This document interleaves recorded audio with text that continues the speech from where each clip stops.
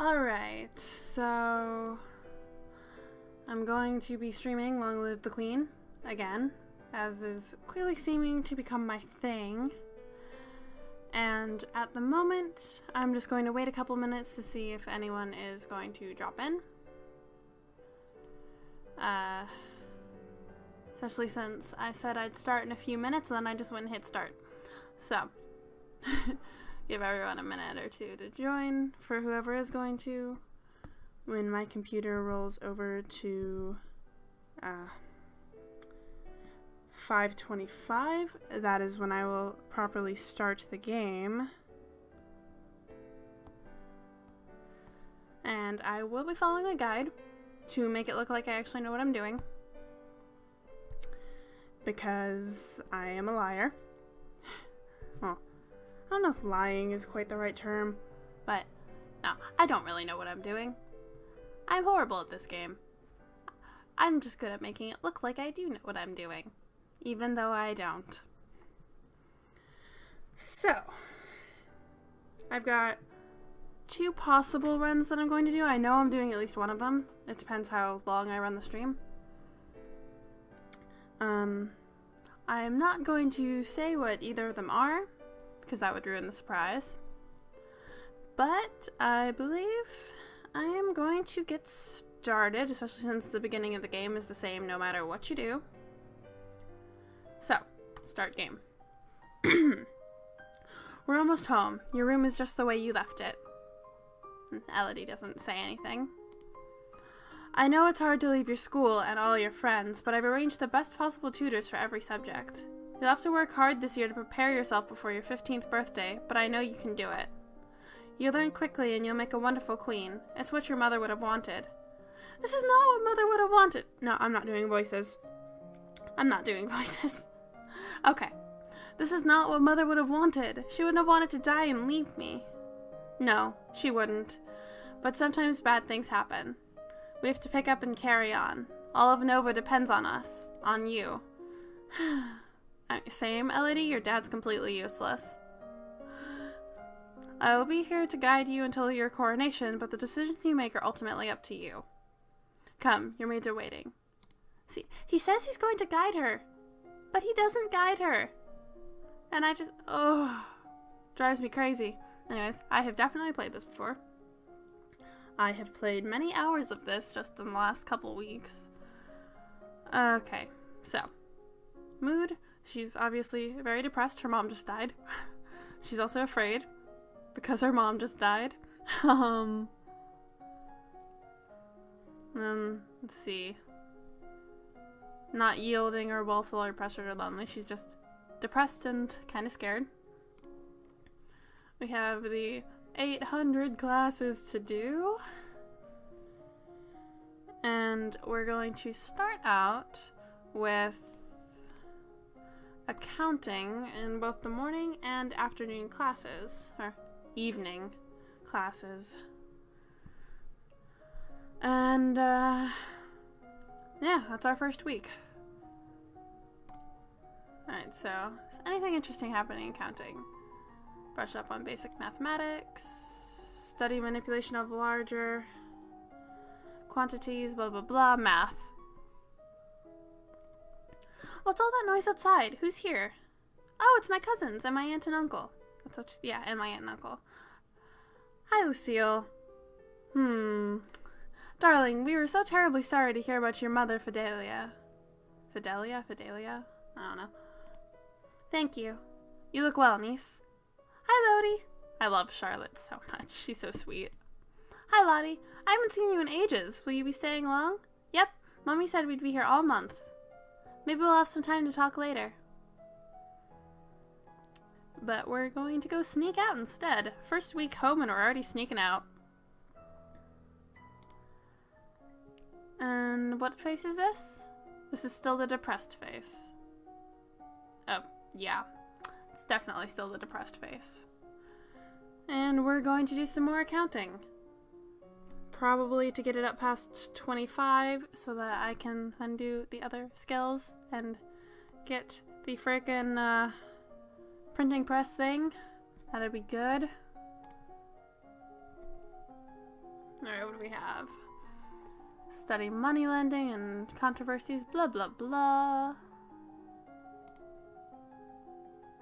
Study bookkeeping. None of this sounds interesting to me. Take a drink of water. And what's that commotion outside? Father, what's going on? Juliana. Oh, do I have conflicted feelings about you. Anyways. I have come to pay my respects in honor of your mother. You have no respect or honor. It's because of you and your powers that my wife is dead. What? I am a lumen, as was she, and like every lumen, I am willing to give my life if necessary to protect our domain. Your line has been traitors for 200 years. I won't have you corrupting my daughter. That is for the crown princess to decide. Elodie, your mother trusted me, and I have much to teach you. And we're going to let her stay. I want to hear what she has to say. She stays. Goes from sad face to willful face like that. As you wish. See, the thing with Jocelyn is he never argues with Elodie, even when she might be wrong or he thinks she's wrong or anything. He just lets her do whatever she wants. He's useless. Anyways, this fine weekend, we're gonna go talk to Juliana. What is it you wanted to teach me? First, I need to know if you have your mother's crystal. What crystal? The source of power for any lumen is a particular magical crystal. Once you've bonded with it, it becomes a part of you as long as you live. The royal crystal has been passed down from ruler to ruler for generations. It belongs to you now. Excuse me. Except that the king may be keeping it from you. Do you have a crystal? Of course. She holds out her hands. Light flickers above her bosom, and then, with a shower of sparkles, something takes shape. You reach out to touch it, and it dissolves away into nothing. Oh. It belongs to me. No one can take it from me until I die. You need to find the crystal that belongs to you. Are we still depressed? Yes, we're still depressed. And now we get to start doing trade and production. Fancy.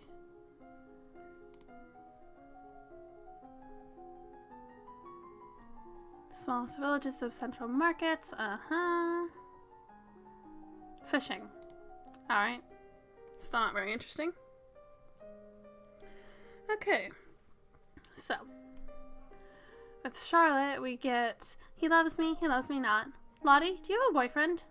Not really. Which makes me curious, does she have any boys she's interested in? Not that we get to find out, but I'm curious anyway. Anyways. Not really, I just like to play with the flowers. All of a sudden, the Duchess of Ursula rushes into the garden and points a sword at you.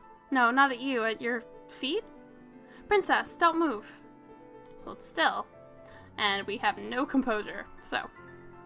You want to hold still, but you don't have the composure to hold your position without peeking. You look down where her sword is pointing. There's a snake in the grass. You can't help it. You squeak and jump back. The snake tenses and prepares to strike. No! Your cousin pushes you aside, and the snake's fangs sink into her leg. Lottie! Too late, Juliana swings her sword and cuts off the snake's head. What is going on out here? Your daughter's been bitten by a milk viper. They're poisonous. Get an herbalist right away. I will treat my daughter. I certainly can't trust anyone here to keep her safe. I'm sorry. I don't feel good. We will be returning home to Merva immediately. Your aunt has a point. Milk vipers are not native to this area. That snake should never have been here. Someone may have tried to kill you. Will Charlotte be okay? I don't know. Well, at least Juliana doesn't lie to you about that. And we're going to go talk to Mr. Useless. Dad, what happened to Mom's lumen crystal? It's in a safe place. Can I have it? No. But it's mine. Meddling with magic killed your mother. I don't want that to happen to you. Once you're crowned queen, I can't stop you from doing anything you want, but for now you are still a child. Hey, we're willful. Fun. And we're doing intrigue this week. That's always fun. Double internal affairs. Alright. Yeah, it's week 4. Okay. This one, I find the internal affairs much more interesting. Until you have children of your own, your maternal uncle, the Duke of Merva, is next in line for the crown, and after him would be his daughter, your cousin Charlotte. And we learn many more things. Your maternal uncle's wife, the Countess Nix, claims kinship to the old Merva line and originally asked your mother for a title to the duchy. However, no one could verify her lineage. As a compromise, your mother created her brother, Duke of Merva. The last Duke of Mead was the older half-brother to the current Duchess. His reign was brief and highly scandalous. He defied tradition to pledge himself as the life mate of the old Duke of Vesoul, then broke that off only a year later. He retired into seclusion and died still unwed.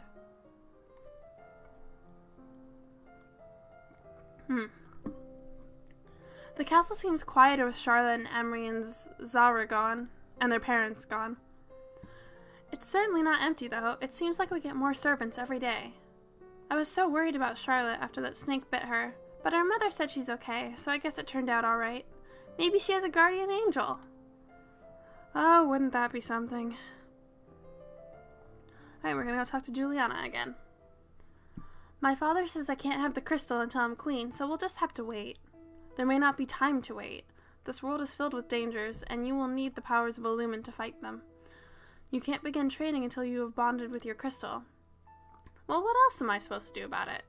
The crystal is probably held under guard in the royal treasury. Excuse me. You are the princess. You should be able to find a way inside. Otherwise, we might have to take drastic action. I'll try to find a way. Alright, I will try to get into the treasury. And we're still willful. We're going to do some internal affairs and some reflexes. Yeah, internal affairs and reflexes. Alright. The Duke of Marie has paid suit to the Duchess of Ursul to no avail. The Duchess's brother is opposed, as he will inherit if she dies childless. Your agents suspect the Duchess of Ursul is actually more interested in the Duchess of Hellas. Neither has ever been linked to a man. Reflexes is fairly boring. One of the maids approaches for your attention. Oh, God. My lady, couriers have arrived from the Duke of Sedna. We have a Duke of Sedna? No, my lady, the Duchy of Sedna is in Calais. They have brought you a letter and a gift. Condolences on the death of, deeply regret, best wishes. Oh, what a beautiful necklace. Something sparkly will make me feel better. Oh, Elodie. Oh, Elodie. That one. Attend court. And we are afraid. Oh, whoa. Okay then. Classes.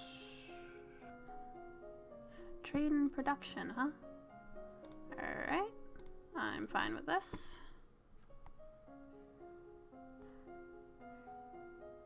This is gonna be painful to watch for some of what's coming up. This child has no court manners and it makes me sad. Okay.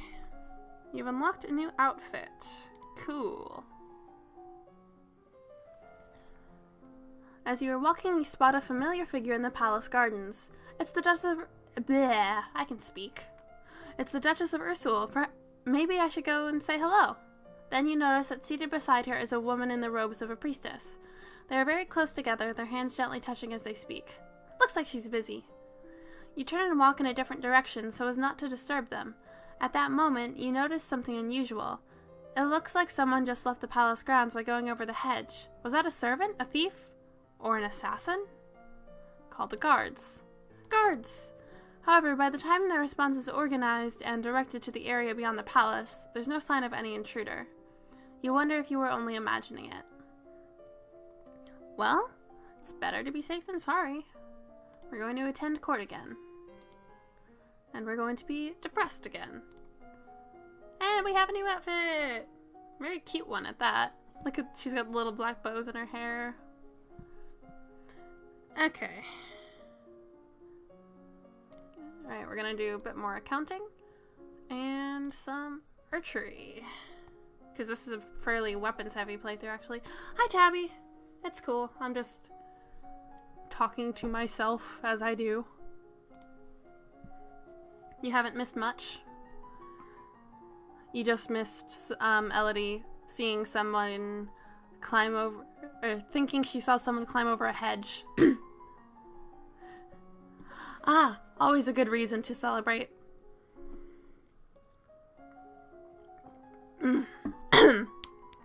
Now, basically, you missed Charlotte getting bit by a snake. But I think you already knew that one happens. As you are walking up the stairs, a maid comes running down holding a towering pile of linen. You swiftly step aside and let her pass. What did I just do? This is week 7, so we're going to the treasury. You overwhelm the guards with facts and figures, explaining that you need treasury access to adjust the royal budget, which may affect their pay packets, as well as the taxes assessed on their friends and family. They stand aside. The glitter is dazzling, but some sixth sense draws you towards one little locked box in particular. This is what you need. This is the crystal that will make you illumine. You tuck the box into your pocket. You can show it to your mentor later and get instructions on what to do next. Yay, we got the crystal! On week 7. Which I think is the best I've ever done. Okay, guide says dual archery classes. Alrighty. As I was saying to absolutely nobody before you popped in, Tabi, this is a really weapons-heavy playthrough that I'm doing right now. Oh, and also, guess what? We're about to invest in the printing press. Alright, weapons stuff is boring. There's a man here to see you. He wishes crowdfunding for a project of his. She's depressed, I think. Anyways. Remember, the treasury is not unlimited. If you choose to invest, you will have less money to work with later. Your Royal Highness, I have a plan to print books using metal letters which can be removed and reused. Once I get through the scene, I'll explain how I got to where I'm at right now. I need to borrow 875 lassie to assemble the metal and a factory to mold and cast the type. With this system, we will be able to create new books in a fraction of the time it takes now and make copies to send all over the world. If it really works, this could be a very important invention. Invest. We would be happy to invest in your venture. Yes! Okay, anyway, so what I did was 2 weeks of double accounting, and then I did trade and production, and then some internal affairs. Okay, a lot of internal affairs. 1 class in reflexes, I'm probably going to have more of those soon, and then another one in trade and production. And then with the uniform on, I have enough of a boost to pass that check with the tuxedo.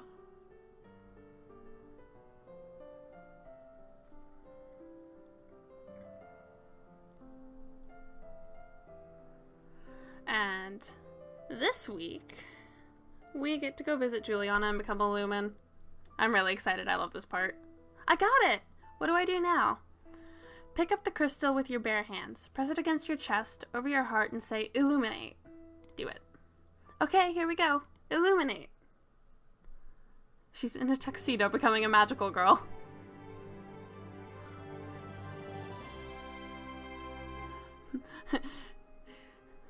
You feel dizzy, both larger and lighter than you were before. The crystal has disappeared from view, but you know where it is.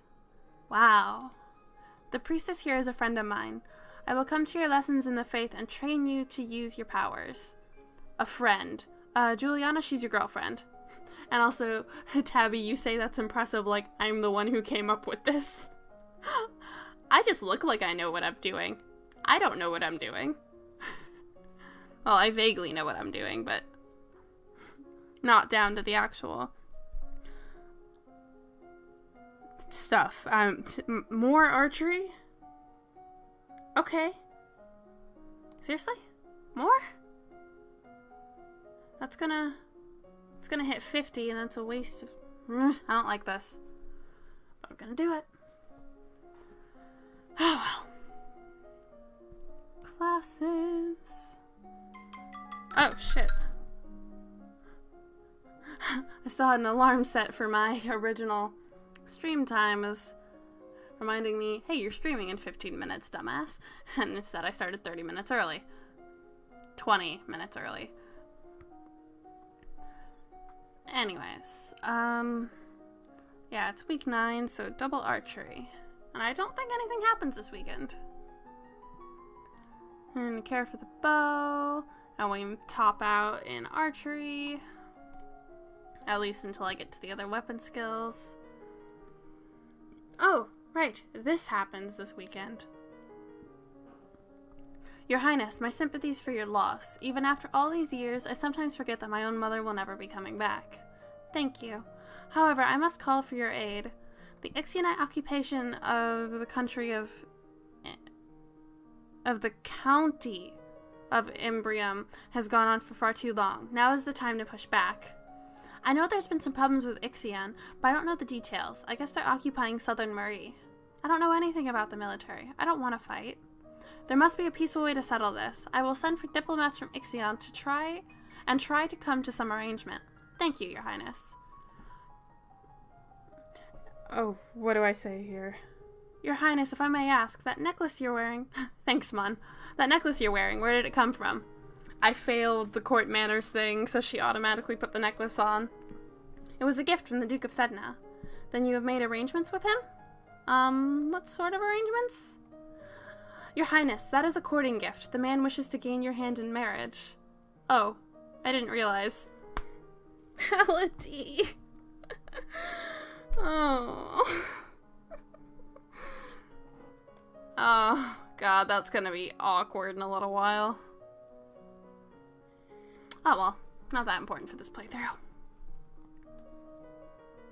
Okay, what am I doing? I'm visiting the tomb. And yes, the accounting outfit, which is what she's wearing, has the best hat. Like, and she's got little bows in her hair, and she's cute, and she's also an idiot. I love my dumb, stupid daughter. Because Elodie is my child after all this time. She's basically my baby. Okay. Yay, we're doing something that's not archery. Agility, double reflexes. Okay. And we are going to stay in the outfit because it's the only one that we have so far. Jump rope. Oh, well, I suppose it makes sense that there's a bonus to reflexes. She's goddamn terrified. You may now play sports on the weekends. Cool. You'd really think that would be under athletics instead of reflexes, but it's not. Okay. The representative from Ixion is here. Be careful. No one wants to give up prizes that they have won. You have the full support of my sister and yourself, Your Highness. Let's get this over with. Yeah, same, Bryn. Same. And actually, I did get the tidbit not too long ago about the whole thing that Bryn is kind of gay. But since we don't have the internal affairs or the foreign affairs or anything to make use of that information, we get to do what I don't want to do. Your Royal Highness, thank you for granting me this audience. I'm sure we can come to an amicable agreement. Let bygones be bygones, no? We will forget about your unprovoked attacks on us, and you will transfer the rights to this little province. We can be good neighbors again, without any lives being lost. And we're just gonna offer him money. That is not acceptable. All the land north of the river belongs to us. We are willing to offer some payment in exchange for the inconvenience you have suffered, but nothing more. I believe we could settle the matter for 8,000 golden lassie. Mun? No. You'll get your share of bloodshed in this one, I promise. But, no. I'm not executing a diplomat. 8,000 golden lassie. That's more than all of Marie pays in taxes in a year. It's far too much. Make a counteroffer. You and I both know that's more than the land is worth. 4,000 lassie is more than generous. Then we accept your generosity. Whew, at least that's over with. I can, well, I can play sports. We're not going to, but I can. We're visiting the tomb again. Oh, hi, ferrets. It's good to see you again. Pay your respects. And yeah, the music's great. Except when it's... Oh, dear God. 1 second. I'll be right back. I'm going out. Dad's taking Yes, I'm live streaming. Sorry. It's okay. Bye. Sorry, my mom just knocked on my door. Okay. Where were we? It's week 11. Okay.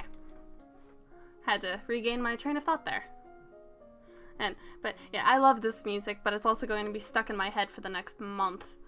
And that's not counting the fact that I have 2 streams planned today, or 2 games for today, and then I'm going to be playing again next Monday, and possibly again some other time this week. I've got lots of Long Live the Queen games planned.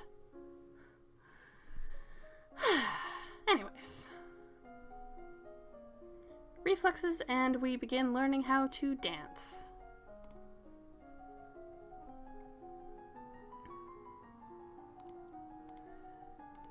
I'm probably still not gonna have enough dance skill for the damn ball in 5 weeks. Hi, Attic. You're just in time for Jocelyn to be useless again. There are reports that a Keithong has been sighted leaving the old forest. What's a Keithong? Oh, Elodie, so young, so innocent. A beast with the body of an enormous golden cat, a sharp beak, and spikes on its back. Eek! Several disappearances in southern Coloris, which is actually his, thing.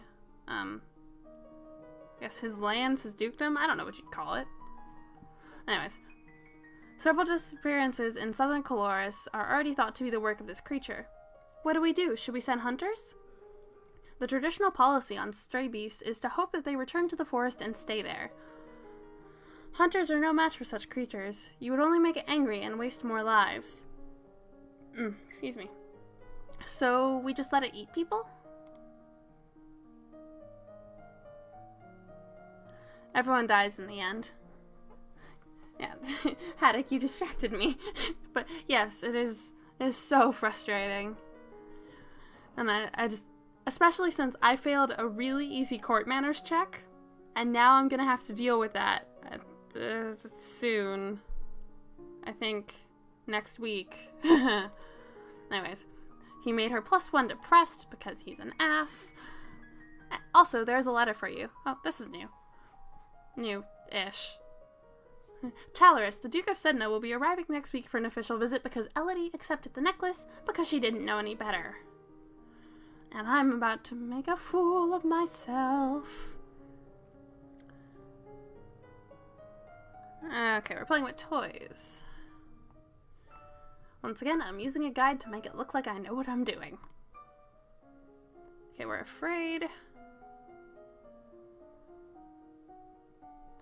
Dance. And a bit of lore, which would have been helpful last week. That's what we're doing? Yes. Yes, week 12, dance and lore. Okay.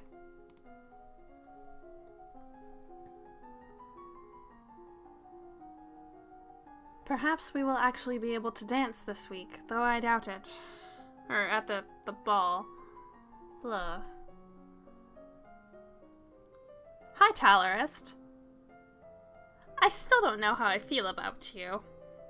Also, yeah, Elodie is always adorable. Except when she's being cruel, but this is not a very cruel playthrough, I think. Anyways, Talarist. Ah, Your Highness. What a pleasure it is to meet you in person at last. Your description did not do you justice. Let's take a look at his age, shall we? He's 26. Elodie is 14.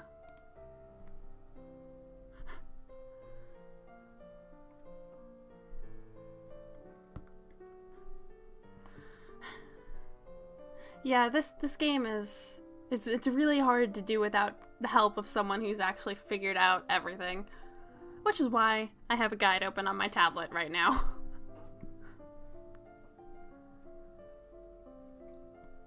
Alright. And she giggles because flattery. Ugh. I don't want to read this out loud. I don't want to read this out loud. I'm gonna read it out loud. I don't know how to deal with handsome older men paying me compliments. Oh. Elodie. I was so pleased to hear that you had accepted my humble offering, a jewel for a jewel, but you are the more precious. That is pretty flattering, I will admit, but Talorist, please, stop. I hope that this is only the beginning of a mutually beneficial relationship. A union between us would bring stability to both our peoples. He really does want to marry me.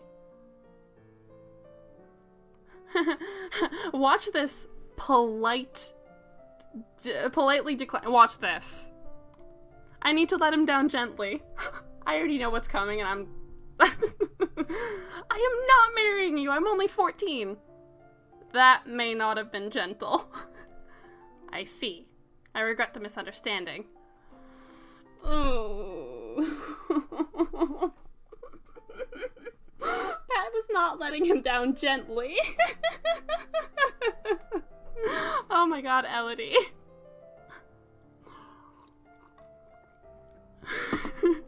She's such an idiot. I love her. Okay. And we're visiting the tomb. Again. Because apparently we need to be the most afraid and the most depressed. Okay. Lots more Laura classes. Oh, this is about to go really poorly this week, too. Kings and Queens of Nova have all been lumens. Uh-huh.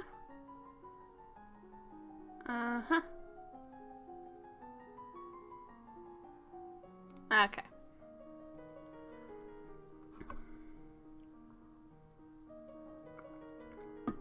You are requested to stand in judgment. A woman has been convicted of attempted murder and requests the mercy of the crown. Your Highness, the slattern dares to beg pardon when she admits that she tried to poison my sister under her own roof. Which sister? Because Kevin has about 800 sisters. Kursandi, the Duchess of Mead. Is she alright?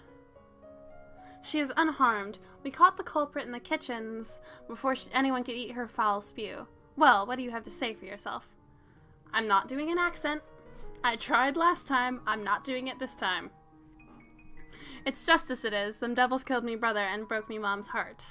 Lied to her they did when she went to see why he'd not come back. Said he'd gone for a soldier when he never would. You weren't the only one, neither. I waited 10 years for my chance to get my own back. That's justice. You see, she's completely unrepentant. Hang her and be done with it. Internal affairs, partial success. This is about to go so poorly. This might have something to do with the last Duke of Mead. He was involved in all sorts of scandals. Watch this. This is why I'm afraid of Kevin. I need to know if she has any justification for her actions. Did the old Duke kill her brother? Are you accusing my family? I'm asking what happened. The honor of our line is far greater than that of the wet-bottomed child who sits on the throne. What? Without warning, the Earl of Io draws a dagger and slices the convict's throat. No one harms my family. No one. He throws the blood-stained blade to the floor and walks away. Ooh. Ooh. Okay. She's already the most depressed and afraid. Why am I going to the tomb again? So, yeah, I don't like Kevin. Well, I do like Kevin. He's interesting, but I am afraid of him because he is so unstable. Oh, that was such a mess. Elodie, Elodie, Elodie, you need to learn court manners. Why is this guide not having me learn court manners? I'm in physical pain. Okay. Oh. Oh, he made her angry, so she's just depressed instead. Okay. And now we do some meditation and some divination. Yes, Haddock, every route in this game is a mess, but this one is worse than most, I'm finding. Meditation. Divination. Mun, I'm in physical pain from this. This is so bad. As you are walking one day in the gardens, you hear a strange sound and look up to see an owl flying overhead. A single dry leaf flutters in its talons. And we fail the divination check. Because of course we do. Oh, that's funny. I thought owls were nocturnal. I guess I was wrong.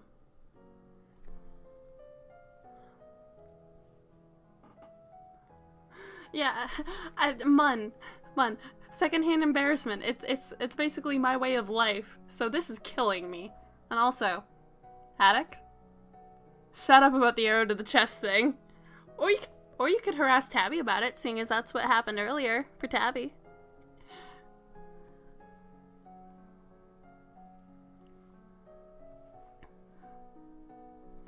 When you return to the castle, your father is waiting for you. There's a woman here to see you. She wishes crowdfunding for a project. Thank you for seeing me, Your Royal Highness. I come to you on behalf of the people. I wish to build a hospital where any citizen afflicted with disease can be brought for treatment.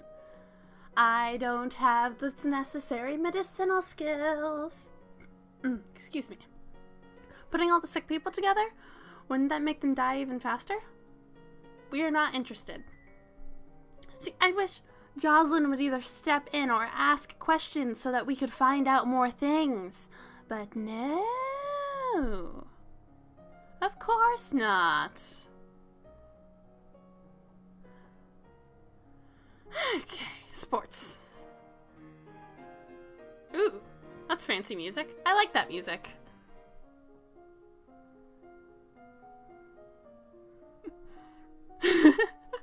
Well, to be fair, sometimes you can know what's coming. I'm just thinking of that damn box of chocolates. You can hit every single check and then still decide to eat them anyway. And no, I suppose it wouldn't be. Making a game like this wouldn't be too difficult. It's mostly just a matter of balancing everything. And there's also one other death that, like, you absolutely know it's coming beforehand, but I'm not going to talk about that one. Because that's not in this playthrough. Okay, what week is this? It's week 15.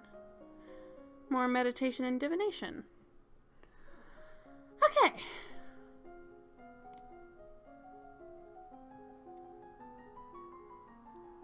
Haddock, I don't think you know which one I'm talking about.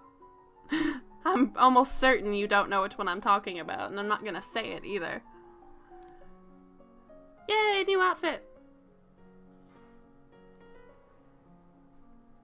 Tabi, I'm pretty sure you don't have to worry about it. I don't think you're mean enough for it. Anyways, remember that the Festival of the Good Lady is approaching. There will be public celebrations for the commoners, followed by a grand gala for the nobility. Mun, shut up. A grand ball. There will be dancing. As queen, you would be expected to lead the procession and take part in the ceremonial planting, possibly give a speech. However, since you are not yet crowned, it is not required, and it may not be safe to expose you to the public. What do you mean, not safe? Outside of the castle, you are less well protected. If anyone means you harm, think on it now, decide later. Yeah, decide later. Word has come from the factory for books that you funded. They have assembled enough equipment to begin printing test pamphlets. As their royal sponsor, it is your right to decide the content of the first printing. Strategy failed. And this one says religious doctrine. We should take this opportunity to celebrate our devotion to the gods, especially the Good Lady. The temples will be pleased by your piety. There is a letter for you as well. It's from Brienne. I went to school with her, but she's a couple years older than me. I'm pretty sure Brienne's 16. Which means she should be of age. But she's still at school. Anyways. Her mother is the Duchess of Mead. She's complaining that her mother still won't let her come home for the holidays. Apparently her Uncle Kevin is absolutely furious about that woman's trial. She's bored and looking for an adventure. Well, I don't have any to suggest to her. And we're playing sports again.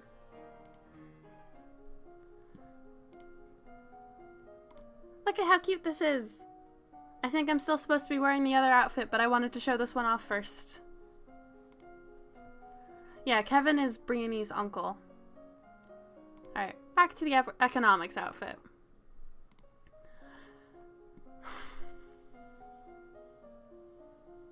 What am I doing? It's week 16. Okay. Lore. And we start learning about medicine. A couple weeks too late, but still necessary. Guide. Guide. That's a bad idea. That's a very bad idea. I don't want to do what the guide is telling me to do, but I'm going to. Well, I'm at least going to see what the difference between the two things is, because if it doesn't make a difference, I'm not doing the thing. Everyone was lumens. Oh, this one's actually important. At the height of the Novan Empire, all the major dukes and duchesses were lumens, and they conquered their enemies with beams of light and terrible summoned monsters. Those monsters eventually broke loose, killing their captors and destroying the old capital on Cathri Lake. The resulting chaos shook the empire. And we're learning about herbs, which is important. Today is the procession and planting for the Festival of the Good Lady, and we are going to save here. I'm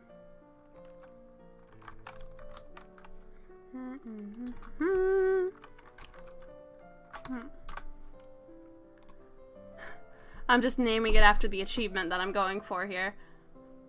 Well, the abbreviation of it. Okay. If you have any concerns about your safety, please stay here. The people will recover from disappointment. If we lose you, there's no recovery. I'm not afraid. I'm going to be the best parade leader ever. You know nothing about public speaking. My little girl. You prepare your best gown for the occasion, then walk slowly through the town with your attendants. It would not be appropriate for you to wear a sword, but you do walk with a sturdy golden scepter that's taller than you are. At the end of the route, you help the priestesses turn over the earth for the new tree to be planted.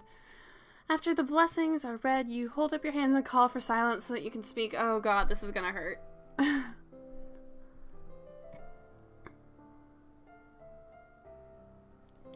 Elodie needs training in everything about being royal.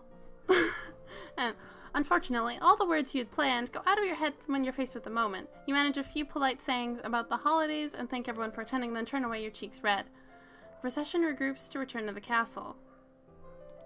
Okay, that doesn't change anything. I think. Wait, hang on. I'll lead and make a speech. Cheerful, willful, pressured. +1, +1, +1. What if I just lead? Cheerful, willful, pressured, +1, +1, +1. Okay, that doesn't change.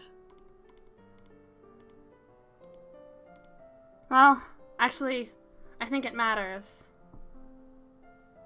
I think it matters, but I don't know. I'm gonna stick to the guide, much as I hate it. Skip ahead, because I'm not reading that again. Anyways. Attend court. Yay! And we're depressed again. Wonderful. We are very depressed. Okay. Yay, people are here. Things are happening. Hi, Kiri. I was a little distracted with losing my mind over Elodie being an idiot. Anyway, so, yes. Hi. Haddock, it's good that you're cleaning. And if you hadn't just cleaned your kitchen, I would give you shit about it, but I know you just did, so I'm not going to. Herbs and herbs for the medicine. And no willful face, but I think we'll get one soonish. Herbs and herbs? Yes. Uh-huh. Are you ready for the grand ball? All the nobles in the domain are here to see you, to see their queen. And I'm still in a tuxedo. I did not just spill water on myself. No, I did not. Whoa, what? It says somebody just donated money, but I'm not sure how because my PayPal is not linked to any sort of way for me to get money. Also, thank you, Tabi. Alright, she dresses. I'm really confused over that donation thing. All around, the rich and powerful pause in their activities to gaze upon you, the ruler of them all. And we fail all 4 checks. Seeing yourself reflected in so many eyes makes you want to run away and hide. Oh, well, thank you then. After a moment, you force yourself to carry on, but you're sure they've all seen you hesitate. Your father waits for you at the bottom of the stairs and offers you his arm. And yes, I am failing all the checks. Every single one. The first dance is for us. He guides you gently around the dance floor, never rushing you. It's fun to dance with your father, but the look in his eyes is so sad. Well, thank you very much for the donation. That has never happened to me in my life. Thank you.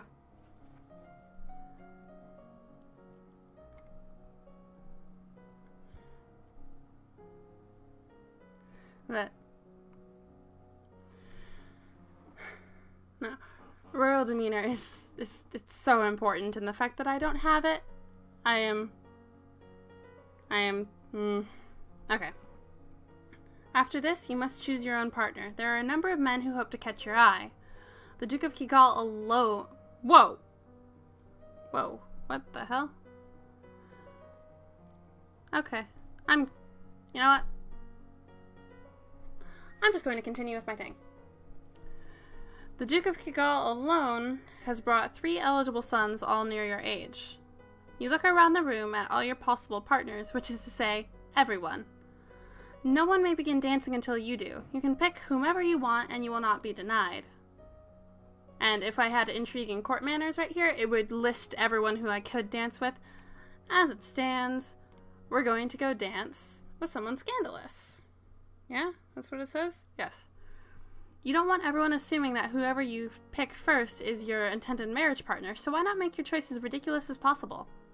With that in mind, you approach the Duchess of Ursul. You admit to yourself that you were hoping such an outrageous act would cause her to lose some of her composure, but she remains unruffled. At least the chorus of shocked whispers around you as you take your place on the floor is gratifying. Dancing with a real partner feels quite different from... Excuse me. Feels quite different from dancing with your father. You knew him, knew his steps like a part of you. Now every move is a mystery. Damn it! What is the point of taking all these dance lessons if you keep failing? I don't get it. Unfortunately, you lose track of which steps you're supposed to do when and trip over your own feet. Oops. Well, sometimes when you go in planning to marry a specific person, then it's good to dance with them. But that usually requires more intrigue and stuff. Secret Prince. What?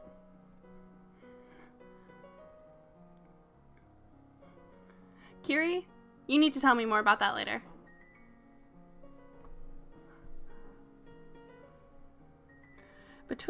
Oh wait, no, I know what you're talking about. Yeah, shush, stop spoilers, stop it. Stop it.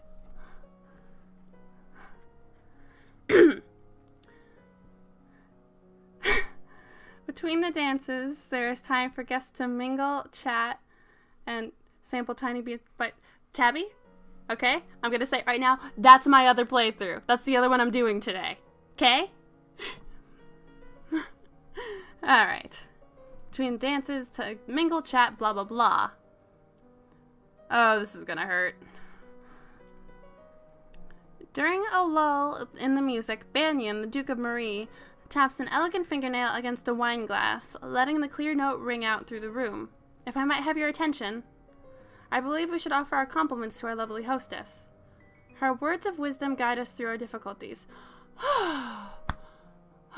Thank God. Everyone applauds politely.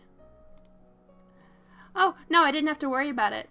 I didn't upset Banyan earlier, so he didn't try to imply that Elodie and he were banging. So, that's good.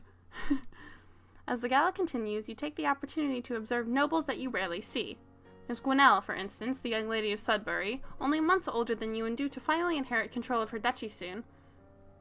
Or Adele, the youngest daughter of the Duchess of Lila and a fierce sportswoman.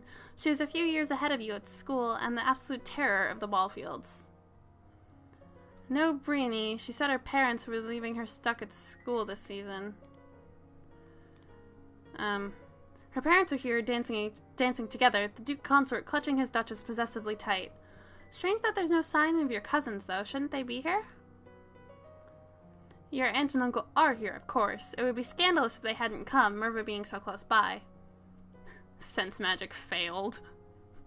It's nice to be able to enjoy time with friends and family, isn't it? Okay, what are we doing after the ball? We're attending court. Because boring things. Okay. So that was eventful. And now we're going to start learning about battlefield medicine and a little bit more about herbs.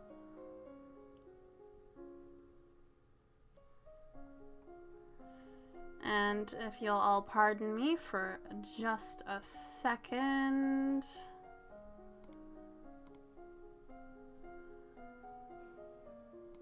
Oh, whoa, no. That one. That's the button I wanted.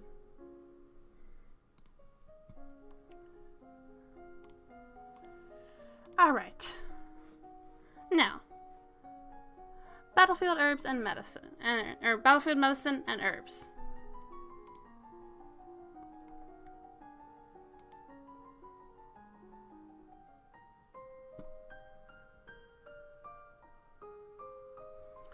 You wander downstairs to visit your father and talk about the latest events in the domain.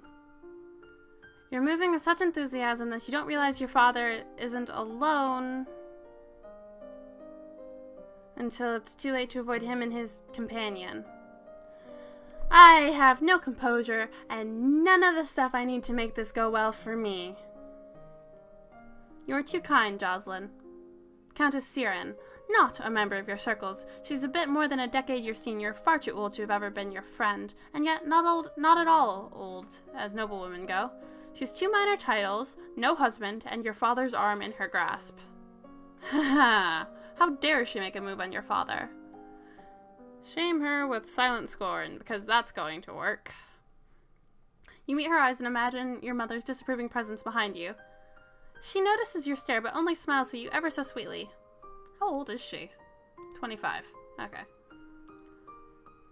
Yeah, the fact that you managed to pass that check for the composure was amazing. I've never seen that happen. But, oh, how I wish I'd passed the presence check. That's oh so satisfying. Anyways. I will tell you in a second, Mun. Darling Elodie, I hope you've been well. Fine. Oh, she's so angry. Perhaps we'll be seeing more of each other in the future. She gives a little wave and exits. Oh, thank you, Tabi. Once she's gone, you raise an eyebrow at your father. Yeah, 33. Don't give me that look, young lady. She's a nice woman, nothing more. She wants something more, and it's not going to happen anytime soon. You should be careful how you deal with people like Siren. You need the goodwill of your nobles as well as your commoners. Excuse me. There haven't been any problems so far. Many dark looks were aimed your way at the gala. As queen, you must be aware of everything around you. Isn't that what I have agents for? Yes! Yes! I passed the intrigue check. Yes! Nice. Isn't that what I have agents for? Yes, but you must give them direction. What is your greatest concern? Again, about Jocelyn being useless, he should have brought this up to her.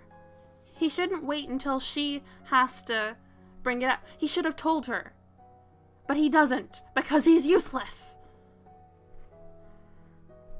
Yes, but you must give them direction. What is your greatest concern? Noble plots. I need to know what the other nobles are up to, and whether anyone is plotting behind my back. As you wish. I hate Jocelyn and his uselessness so much. Anyways. We have set up people to look out for noble plots, and we're going to go play with toys. Yay.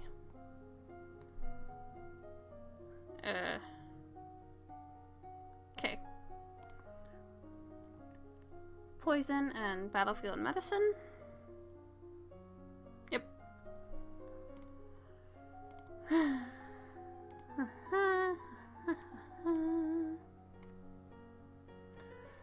a time of the year to decide any necessary adjustments to the royal budget. The majority of the money we receive is already spoken for, but there is always some room for discretion.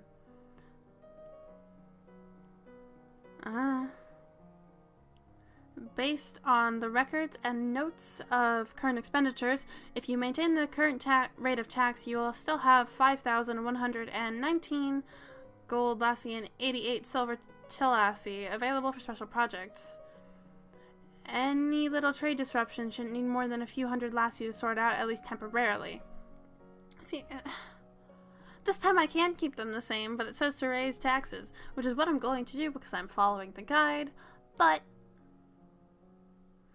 I don't like it. Anyways, we need more money. Raise the taxes a bit. If we adjust this and this here, most people won't even notice the difference. Only the ones who can afford it will pay more. Oh, well, that's okay then. As you wish. I'm okay with that. I don't like it, but it's better than I was expecting, and we're gonna go play with toys again. And that's the depressed face? That's the depressed face. Okay, what are we doing this week? Poison, and then another thing about herbs, and I know, Tabi, I wish she was good at everything. I wish. It would make my life so much better. And I mean, King, she's 14. What do you expect from her? I mean, I'm almost 18 and I wouldn't trust me to be making these decisions. Jocelyn's a fool to be letting this child rule everything. Yay, new outfit!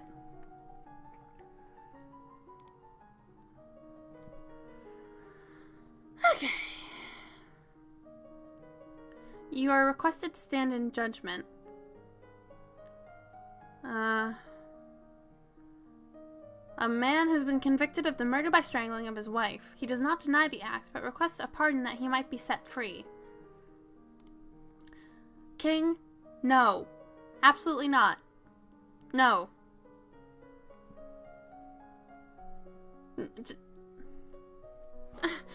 Okay, Mun and Haddock, I will say this right now. Do not talk about setting the world on fire while I am live streaming. Do it in the group chat on your own time, not during my live stream. Anyways, if you admit you killed your wife, why do you think I'm going to set you free?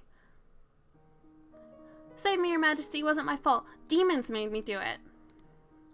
Everyone knows the power of the magical beasties. They used me, they twisted my fingers into chains. My wife found me screaming, she tried to shake me and the chains wrapped around her. I need the priestesses to bless me and make me clean again. Demons that make you attack people? Is that even possible? Excuse me. It is not possible, but we're gonna pardon him anyway. I'm very sorry for your loss. The monsters are responsible, not you. Don't blame yourself. The priestesses of the Royal Grove will take care of purifying you. Bless you, Your Majesty. And we're gonna go play with toys, because we just pardoned a murderer. Hey, we're yielding, and that is adorable. Oh my god. It still hasn't told me to change the outfit, though, so I'm going to stay in my accounting outfit. Because it hasn't told me to change the outfit, and I am not sure. And yes, Kiri, that scene I'm really looking forward to when I finally get to one where I can words, stuff, and things. When I finally get to a route where it actually lets me have the skill there, it's very interesting. Anyways, classes. It's week 21, so we're doing some athletics. Double classes in running, probably a good idea.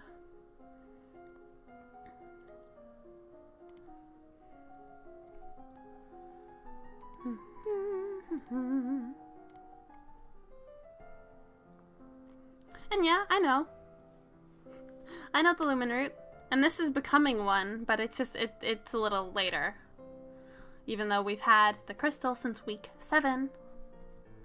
Anyways, my lady, there's a letter for you. Who sent this? It isn't signed. It appears to be a poem describing you in a manner that is entirely inappropriate for a queen. I what? With a squid? Well, if it was with a squid, it wasn't with me. It was with a different squid, and said squid didn't say a word about it, so I'm pretty sure that this is completely fake. But it's funny, so. Mun, you need to stop. That's actually pretty funny. Just then, an incredibly I know, right, Haddock? The last time I played this before I started streaming it again, Squid wasn't my nickname online, so turning around and coming back to this was very odd. Anyways. Just then, an incredibly unlucky breeze swirls between the windows of your tower bedroom, tugging the paper out of your hands and off into the sky. You stick your head out the window to discover the poem, caught and fluttering on the roof nearby. You can almost reach it. We're going to ignore it. What's the worst that can happen? It blows off and someone reads it and laughs at you? That's better than breaking your neck. Besides, if you're lucky, it will rain and wash the words away. We're sneaking out.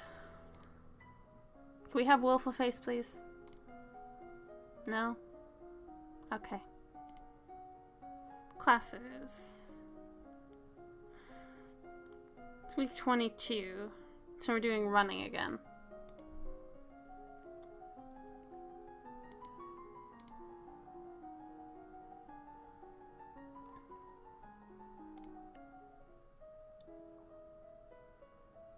I regret to inform you that Fabian, the Earl of Titan and the Duke Regent of Elath has passed away. And Kiri, I have no idea what you're talking about. And I know a lot about this game, so I'm very confused. Ah, fan mod. Okay, that explains a lot about why I don't know it. This isn't really a surprise. He was pretty old. The problem is the political implications. With the control of Elath in doubt, it falls to the crown to make decisions. Young Lord Adair will not reach his 15th birthday for over 2 years. He requires a regent. His stepmother, Aris, the Duchess of Lila, has petitioned that the boy be left in her care. This would, however, leave her in personal control of 2 neighboring duchies, which is generally forbidden. Almost the entire eastern border. I don't know anything really bad about her, though. The boy does have a living grandfather, the Earl of Ishtar, or you might appoint an unrelated noble to act in his stead. The Earl of Ishtar has suggested another possibility. You and Adair are young, not too far apart in age. He requests that we accept the boy as your future husband and keep him here at the castle. We're not going to do that this route. Much as I love going that route, that's not what we're doing this time. We're sending him to his grandfather. The Earl of Ishtar is the closest blood relation that Adair has. He should be regent, as you wish. And we're gonna sneak out again. So I think, Mun, we're about to get the Willful Face.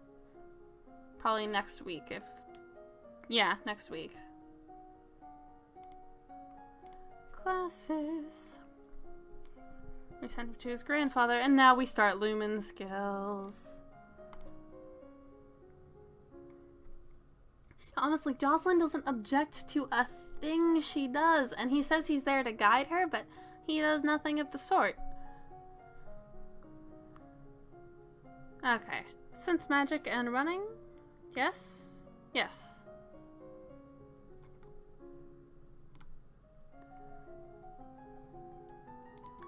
Sense magic. And weave.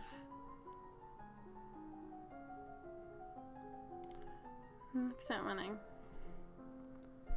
There's a woman here to see you. She is a musician and wishes crown patronage, which means money. Your Royal Highness, if you accept me as a member of your court, I will immortalize you in word and song. I have dabbled in musical styles from many countries and can entertain your guests and lighten your evenings. I wonder if she also writes naughty poetry. Musicians are often used as secret agents and messengers. They can be useful and dangerous. The musician sings a little ditty to demonstrate her skills with the lute. She's actually pretty good. No, she's not. She's mediocre at best. And we're going to reject her because I can't have her as an agent. Anyways, thank you, but we are not interested. And we're gonna sneak out again. Oh my god. Why?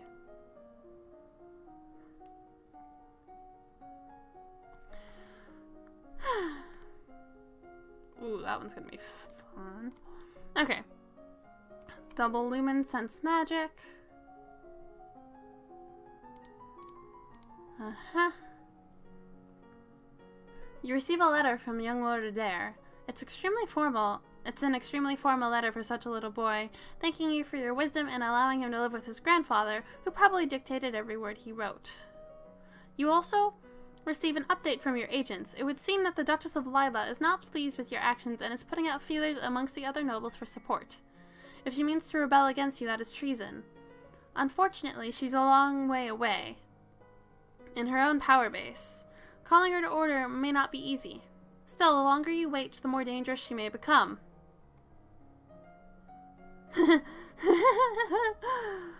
I actually quite like Reese, so I'm a little sad to be doing this.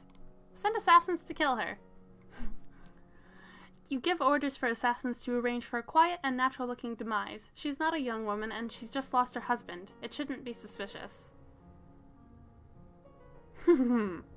Sneak out. Hey, Mon! It's the willful face.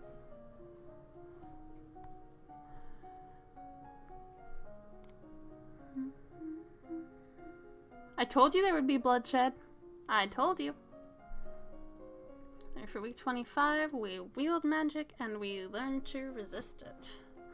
And before I hit done, I'm going to go get some more water. So, excuse me for just a moment.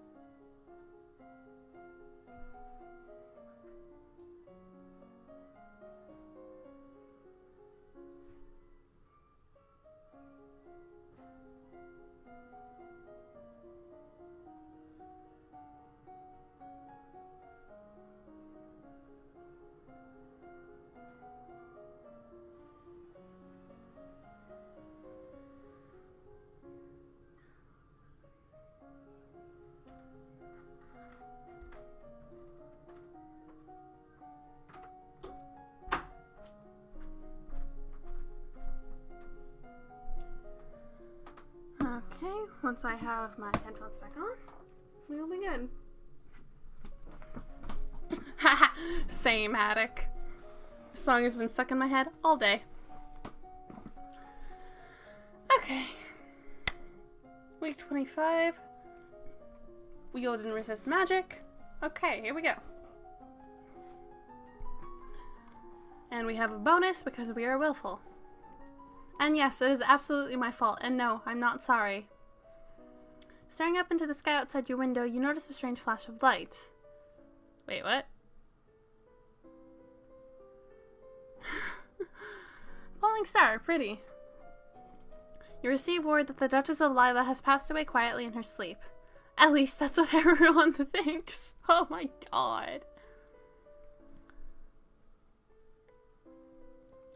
She left her title not to the Earl of Io, so not to Kevin, but to Kieran, one of her younger sons. He's 19 and rather handsome, as you recall. Everything has turned out for the best. But I like her. I don't want to kill her. But I had no choice. So, sneak out. Yeah, sneak out. So, we're still willful. We're very willful. Holy shit. Gonna have to start reducing loneliness next. 26, so we begin learning about weapons. Wait, I want to do it the other way. Faith, lore, weapons, swords. Yes? Yes. Okay. And yes, Mun, technically I did have a choice about assassinating her, but the guide said to assassinate her, so that's what I did. Alright, we're learning about swords, yay! Okay, this is important actually. 200 years ago, a great force of darkness covered Nova, threatening to wipe out all life in the domain. It took the self-sacrifice of the queen and her complement of lumens to defeat that doom. Only the Duke of Ursul refused to join in the defense and therefore survived. Which is why, at the beginning, Jocelyn says, your line has been traitors for 200 years. That's what he's talking about. Because Juliana's the current Duchess of Ursul. And you know, it's passed straight down. I have unpleasant news to report. Adair, the young Lord of Elath, has been assassinated. What? He was shot with a crossbow while playing on the grounds of his grandfather's estate. How did this happen? Where were the guards? This is not the first time such events have happened within the realm of Ishtar. The Earl of Ishtar's first wife and oldest daughter also died under mysterious circumstances. Then his other daughter married young and died giving birth to Adair. With Adair dead, the only family he has left is his second wife and their son Connor, who's 15. And I know I like Adair too. I don't like having him die. But I have no choice in the matter. Okay, blame the Earl of Ishtar. Once is an accident, twice is a coincidence, 3 times? He's either a traitor or incompetent. He's useless as an earl. More bloodshed. We're gonna execute him. For failing his responsibilities, his life is forfeit. Connor can be Earl of Ishtar.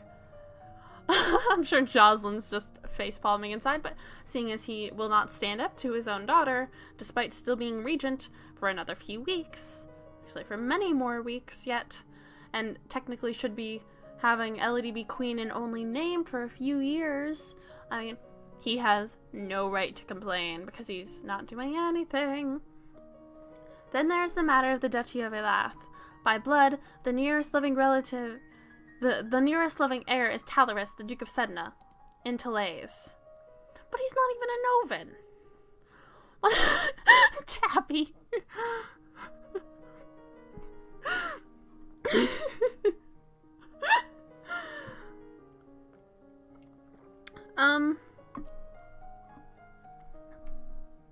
So far just 2.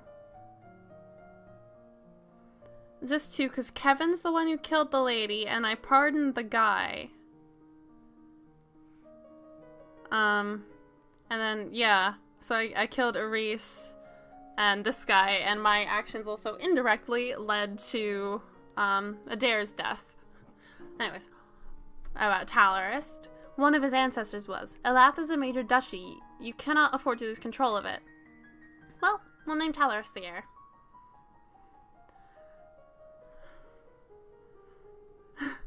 If Talaris is the rightful heir, then he must be Duke.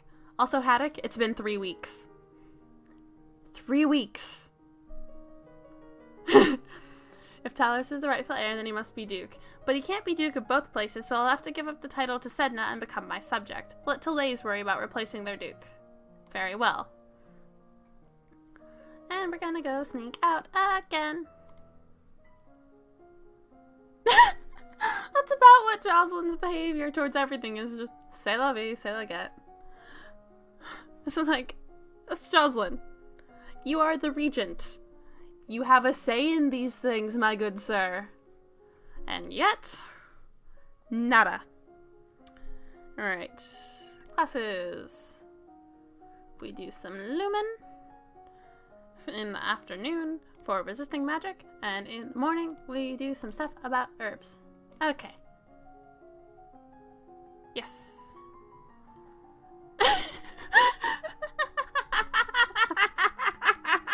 Oh god, Haddock, you might be right. But I don't think Elodie's actually that cruel. Like, she's ordered 1 execution and 1 assassination. Okay, maybe you have a point. I mean, to be fair, everything is trying to kill her, so I suppose she doesn't have much of a choice. Okay.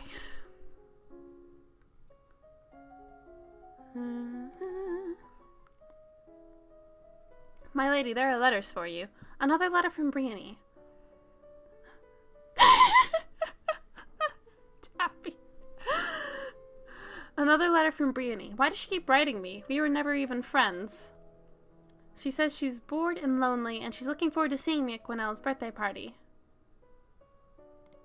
That's right, Gwenelle's about to turn 15. She'll be Duchess of Sudbury for real now. The other... Blah, blah. This other letter must be my invitation to her birthday celebration next week.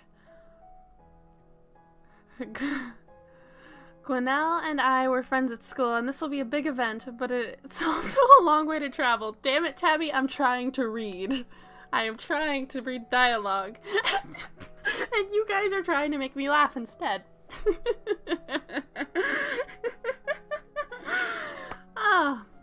I feel like Jocelyn's reaction to if the dolls are actually beheaded, it would be, okay, she's killing the dogs and not actually the dolls. Oh god, the dolls and not actual people. Which, I mean, reasonable. Anyways, Gwenelle and I were friends at school, and this will be a big event, but it's also a long way to travel. A lot of things can happen on the road. Well, we're still going to the party anyway. It'll be good to see my friends. Ah, she's adorable. And we're sneaking out again. So we remain oh so willful. Okay, what are we doing?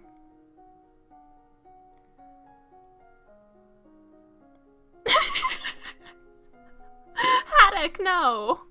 This is not a cruel Elodie playthrough. It's just a very, careless Elodie playthrough. Let's put it that way. It's very careless. Right, week 18 is Illumin and Lumen. We do some wield magic and some sense magic. Done. So, we unlock the magical girl outfit. Which is good, because I like that outfit. Oh, Gareth Haddock is so much worse. On your journey to Sudbury, your carrot is attacked by bandits. You hear the distinctive sound of incoming arrows just in time to push yourself away from the window and avoid being shot. From the screams outside, not all of your guards have been as lucky. No! The attackers scatter as soon as your forces show signs of resistance, vanishing into the woods. The rest of your trip passes without incident, but you can't help jump against shadows. Hey, we didn't get shot! Gwenelle's party is lovely, not nearly as glamorous as your own upcoming birthday will be, of course, but it's still a major event on the noble social calendar. Everyone who is anyone is present, except, of course, for the new Duke of Elath. Matters there are too unsettled to be left unattended. Uncle Laurent and your younger cousins are here, but Charlotte and her mother are not. Apparently Charlotte was ill. There are refreshments and dancers and musicians and polite conversations, and one or two not so polite. And this is, Gwenelle's mother. Dot will not be shoved aside. Mother, it's my domain now. I need space for myself. You have your own lands to manage. Just because you're of age doesn't mean you know everything, young lady. You need my advice. This is my home. It has never been yours. Figure things out yourselves. Before you can back away, their gazes fall on you. They wait expectantly for you as near queen to settle the dispute. And I failed flattery, so I cannot just flatter them both, and we're going to side with Gwenelle. You heard her. She's an adult now. And she's in charge here. And yes. Yeah, I passed that check with archery and reflexes. She's an adult and she's in charge here. Thank you. Is this what your father will face upon your coronation? Cast aside without another word? He's kind of already done it to himself, lady. He's not going to like hearing that, is he? A bit later, Brienne catches up with you. Hello, Elodie. It's so wonderful that you're going to be queen now. I mean, I am sorry about your mother. Thanks. But think of the opportunities you're going to have. You're so lucky. That's an odd way of putting it. Anyway, I was wondering, now that you're almost queen and everything, have they told you all the secrets? Yeah, they told you all the secrets? What secrets? Like how to get into the old palace. I've heard it's packed full of treasure. You mean the old capital by Catherine Lake? The abandoned one? Exactly. They had to leave in a hurry, so they left all kinds of treasure behind. And nobody ever goes in there because the forest is supposed to be haunted, so the treasure's probably still there. The forest isn't just haunted, it's full of monsters like the Keithong. But what if she's right and it is full of ancient treasure? Offer to help. I don't know any secrets about getting into the old palace. Yet. But if you come back to the castle with me, we can check the archives. Great, I knew you could help. I'm supposed to go back to school, but I was already planning to sneak off. I'll ditch my escort and sneak ahead. And meet you at the castle. This could be fun! At the end, you all share a pleasant meal and prepare to return to your various lands. And we go sneak out again. And guess what outfit we get to wear now? It's the magical girl outfit, which is ridiculous, but we're wearing it anyway. Okay, swords. We learn about swords today, this week. You know what I mean. Alright, drink of water.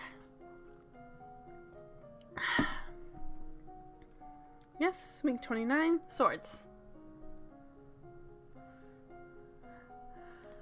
Done. Oh, they probably have updated it, Kiri. They did push a lot of updates on this. Alright, we learn about swords, so we're up past 40, which is probably helpful. I found a bunch of maps of the area around Catherine Lake. Great! I also found reports on all sorts of really nasty monsters down there. That was hundreds of years ago. The palace was abandoned hundreds of years ago. The reports never stopped. I can't find anyone who's gone into the old forest and come back. Well, if it is full of treasure, would you want to tell anyone how you got in and stole some? Look, I know it's dangerous. I'm not stupid. But you and I are educated noble women, not peasants. I'm good with a sword and a bow, and don't you have magical powers now that you're queen? Well, yes. So come with me. It'll be an awesome adventure. Our parents are going to be so impressed. I'm not really supposed to run off on my own. But we're going with her. Alright, we can take horses from the royal stables and sneak out before anyone notices. Off we go on an adventure. Oh, this is the dumbest thing they've ever done. You are easily able to avoid pursuit as you travel south through the wetlands of Caloris. There is no guard around the borders of the old forest. There isn't any need for one. Caloris is soaked in lore until the stain is permanent. Even an illiterate fisher child knows better. But you are young and innocent, brave and strong, true heroes. Hey, this isn't so bad. It's kind of dark, but that's just because there's so much moss on the trees. It's pretty, it's like lace curtains, and it's quiet. You could build a secret hideaway here. And it's not too dark when the will-o'-the-wisps are out. Little sparkly lights, don't you think, Brienne? She doesn't answer, and the hairs on the back of your neck begin to prickle. There's magic in the air, nearby, and strong. You turn to look at your companion, and find her pinned against a tree, her eyes bulging wide, her fingernails clawing at the thick black ribbons which have wrapped around her body and mouth. Let her go! Magic burns at your fingertips, but it's hard to find any spot to blast that won't harm Brienne more than the monster. There has to be some way to force it to release her.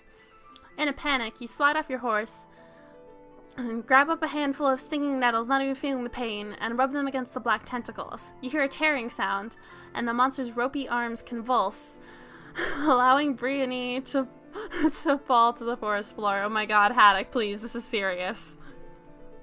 Unfortunately, the horse is now free of their riders, bolt and leave you alone with an angry tentacled thing. Run! +10 afraid. Grabbing Brienne's hand, you tear through the brush, heading back in the direction you came as best you can. Running success.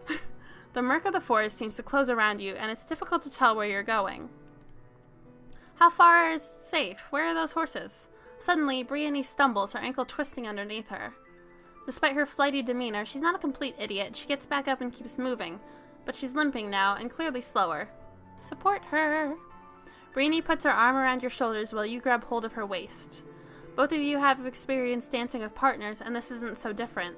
Together you struggle through the forest until you find your horses again.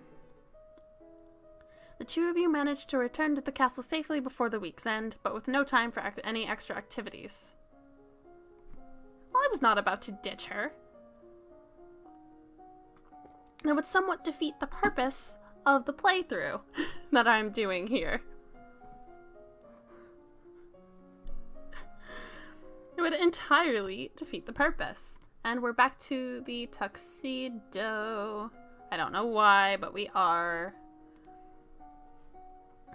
And both of you can shut up. You're gonna like the end card. Let's see, it's week 30.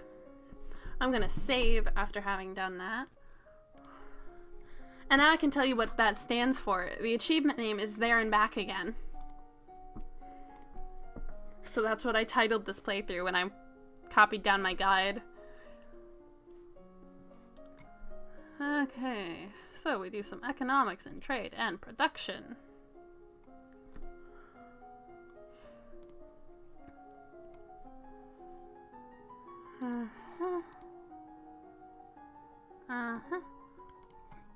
Nothing really interesting there, so excuse me. The Duchess of Mead is here to see you, my lady. Elodie, where's my daughter? I'm right here. Brienne, what happened to you? Your clothes, your skin. Well, you see, there was this nasty thing with tentacles and it sort of grabbed me. It's been a week, Brienne. Have you not changed clothes? You went into the old forest. What were you thinking? You could have been killed. But Elodie rescued me. King, no. Brienne's mother turns to glare at you. You were there with her? Why didn't you talk her out of this? I kept her safe, didn't I? She's a hero, Mother. There is no such thing. Only fools risking their lives for no good reason. Come on, young lady. We're going home. Yes, Mother. The Duchess of Mead leads her daughter away, and you sigh. You should not have risked your life to chase after your friend. What would have happened to Nova if you had died? You have responsibilities. You cannot act on your every whim. Your mother gave her life for this domain. How can you disrespect her memory like this? Fine, I'm sorry. +5 pressured. In your heart, you know he's only yelling at you because he loves you and he was afraid for you, but at the moment, that doesn't lessen the sting.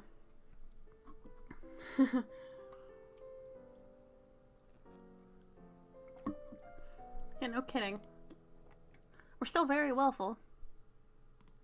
And we're going to remain willful as we go sneak out. Which would piss Jocelyn off even more if he were to find out this particular week. Right? Man, like, the only time he gives advice is after he yells at her, when he completely missed her sneaking out. Jocelyn's stupidity beggars belief. And now, Lumen, we learn, do swords on the bottom, and Lumen on the top, and it's wielding magic. Yes. Okay.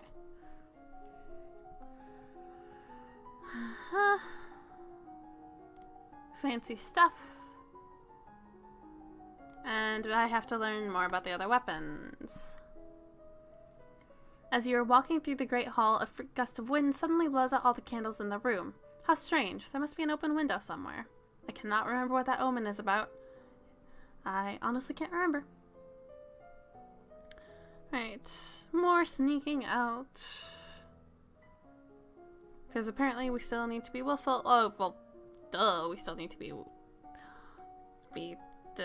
willful. We're learning about magic. Something that Jocelyn does not want us doing. Okay. It's week 32. So, sense magic and resist magic.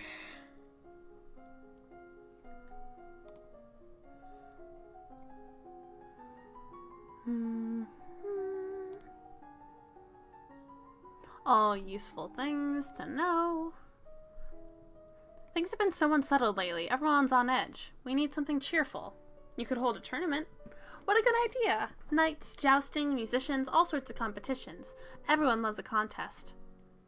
What will you offer as prizes to the winners? Employment. The winners will have the option of taking up royal appointments. I can speak. It's a recruitment drive. Very well, I will draft the announcements. You leave him to his work. As you move through the hall, your eye falls upon a vase of flowers, pretty but apparently not getting enough water. The leaves on one blossom have shriveled. Someone on hall duty is being lazy. Those flowers should have been replaced.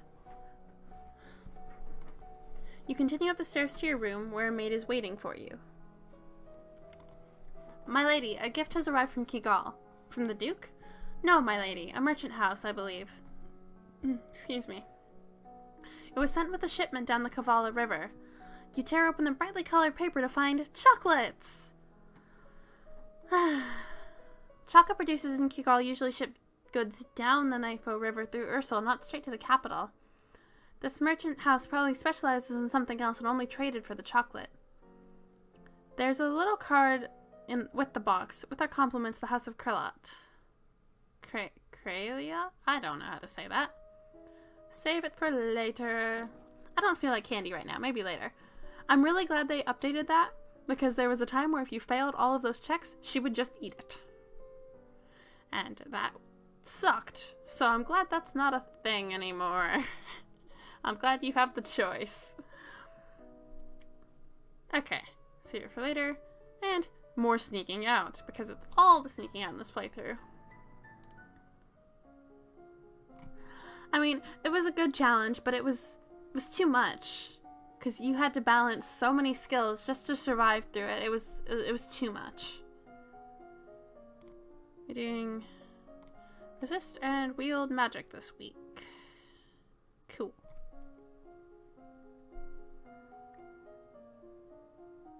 Yeah, resist and wield for week 33. Done.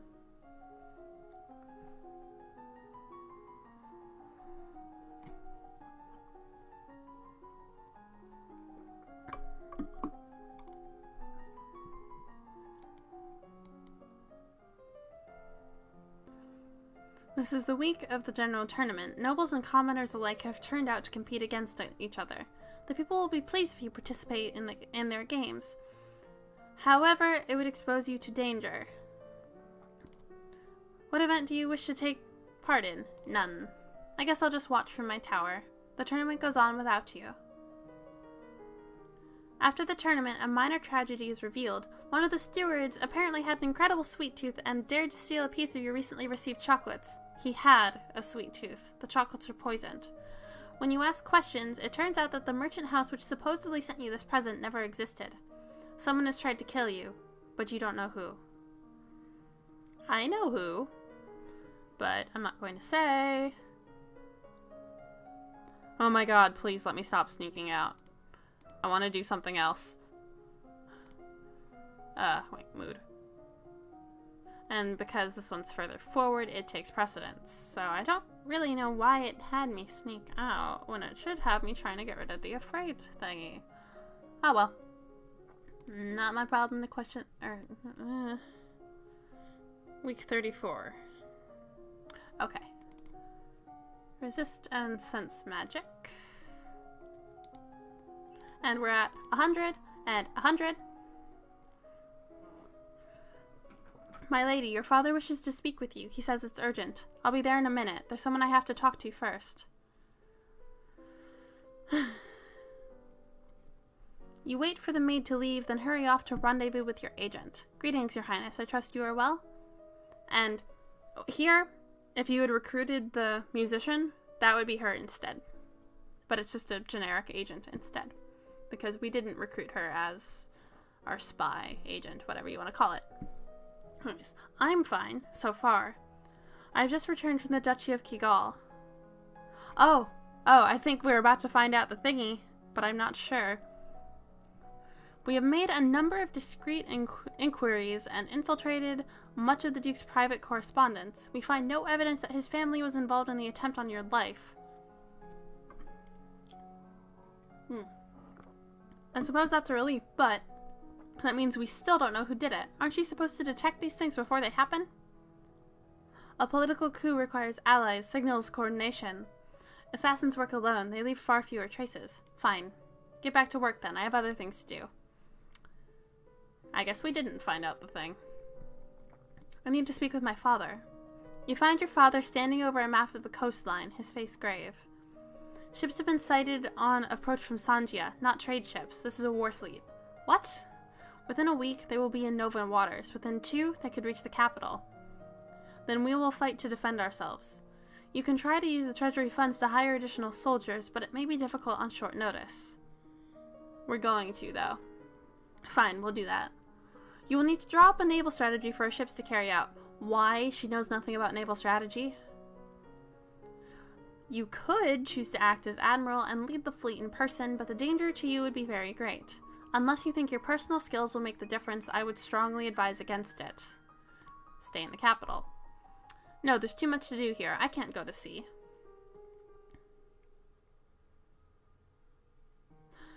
And we sneak out again. That's getting really old. And it's week 35. Guess who gets to put the ridiculous outfit back on? Like, I mean, at the very least, while we're recruiting soldiers, we should recruit an actual admiral who knows what they're doing to draft these battle plans instead of having the 14-year-old who knows nothing about naval strategy. But whatever. Who am I to question Jocelyn? He who obviously knows everything and therefore knows that everything will work out if he lets his 14-year-old daughter do whatever dumb shit she wants to do. Alright. Wield magic. And decoration. Okay. You know what? I'm not going to question it. We have maxed wield and magic. So we're completely maxed out in Lumen. Danger on the high seas. Ships close in on each other, angling into range. The Sanjians have half again as many troops as you do. It doesn't look promising. The eventual outcome is not in your favor. The Novan ships are sunk or scattered as the Sanjian forces press towards landfall. Many good soldiers were lost today. All hail Jocelyn the Clueless, Duke of Nonsense, or Duke of No Sense. I like that. I like that, Tabi. Right. Many good soldiers were lost today, and Nova's troubles have not ended. Since you have failed to repel the invasion, the Sanjian fleet will soon land, and their troops will begin to progress towards your capital city. Your remaining soldiers will hold them off as long as possible, of course, but the main strength of your military has been exhausted. Nova's future looks bleak. This is week 35, so we sneak out again.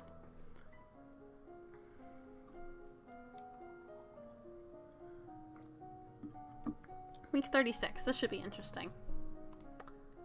And we have to learn more about decoration, and now I realize why. Because I actually read what the guide's having me do this week, and now I understand. Okay. The invasion of Nova is proceeding. Your coastline is under Sanjian control. Soldiers have marched through villages, trampling fields and frightening citizens.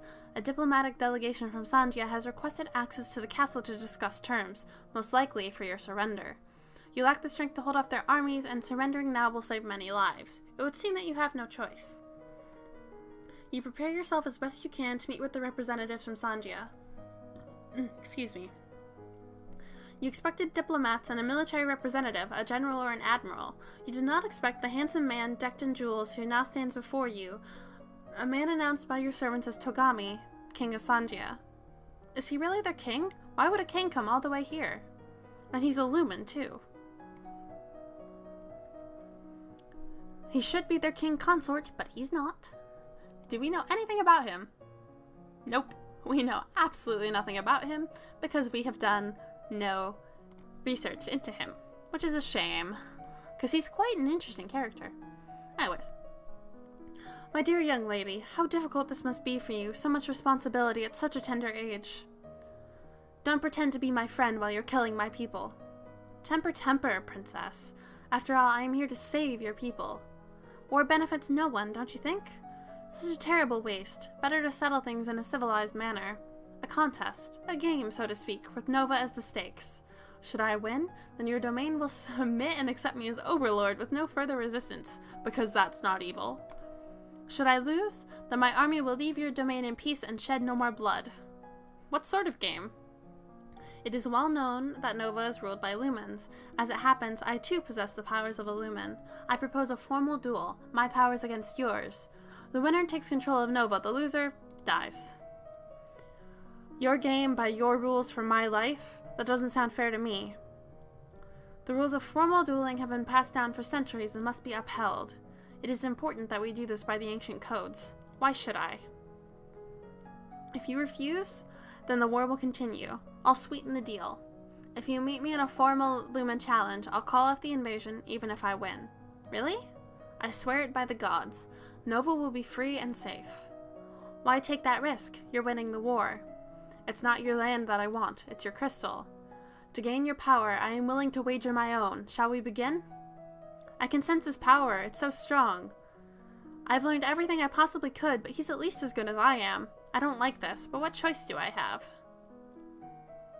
I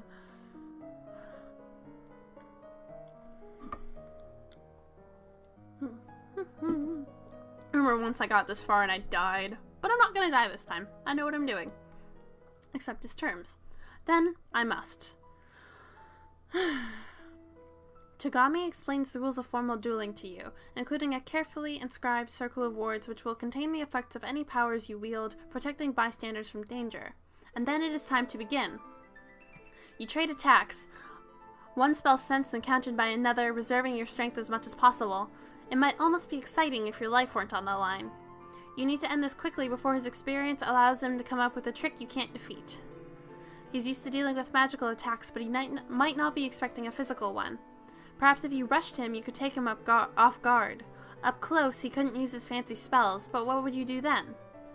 You still have to use magic to win. You can't just grab him and bang his head against the floor. Perhaps you could focus your power into the shape of a sword and attack him with that. Or maybe, if you could distract him somehow, you could cast a spell that he couldn't block? Magic sword. Motes of shimmering moonlight coalesce into a weapon in your hand. You first lunge, he dodges, rolling to the ground, but you recover quickly and strike again. In the confined space of the warded circle, there is nowhere for him to run. The final strike of your moonblade parts his head from his shoulders. You have won. So how was that? And I think I'm not allowed to bang his head against the floor because dueling rules and such. And then we're done sneaking out. Okay. I think I can wear whatever I want now. So, I want to wear this one because it is cute. Mon! Mon, no! Alright. Just gonna learn some stuff about instrument and voice because I can. And because there's nothing else really to do.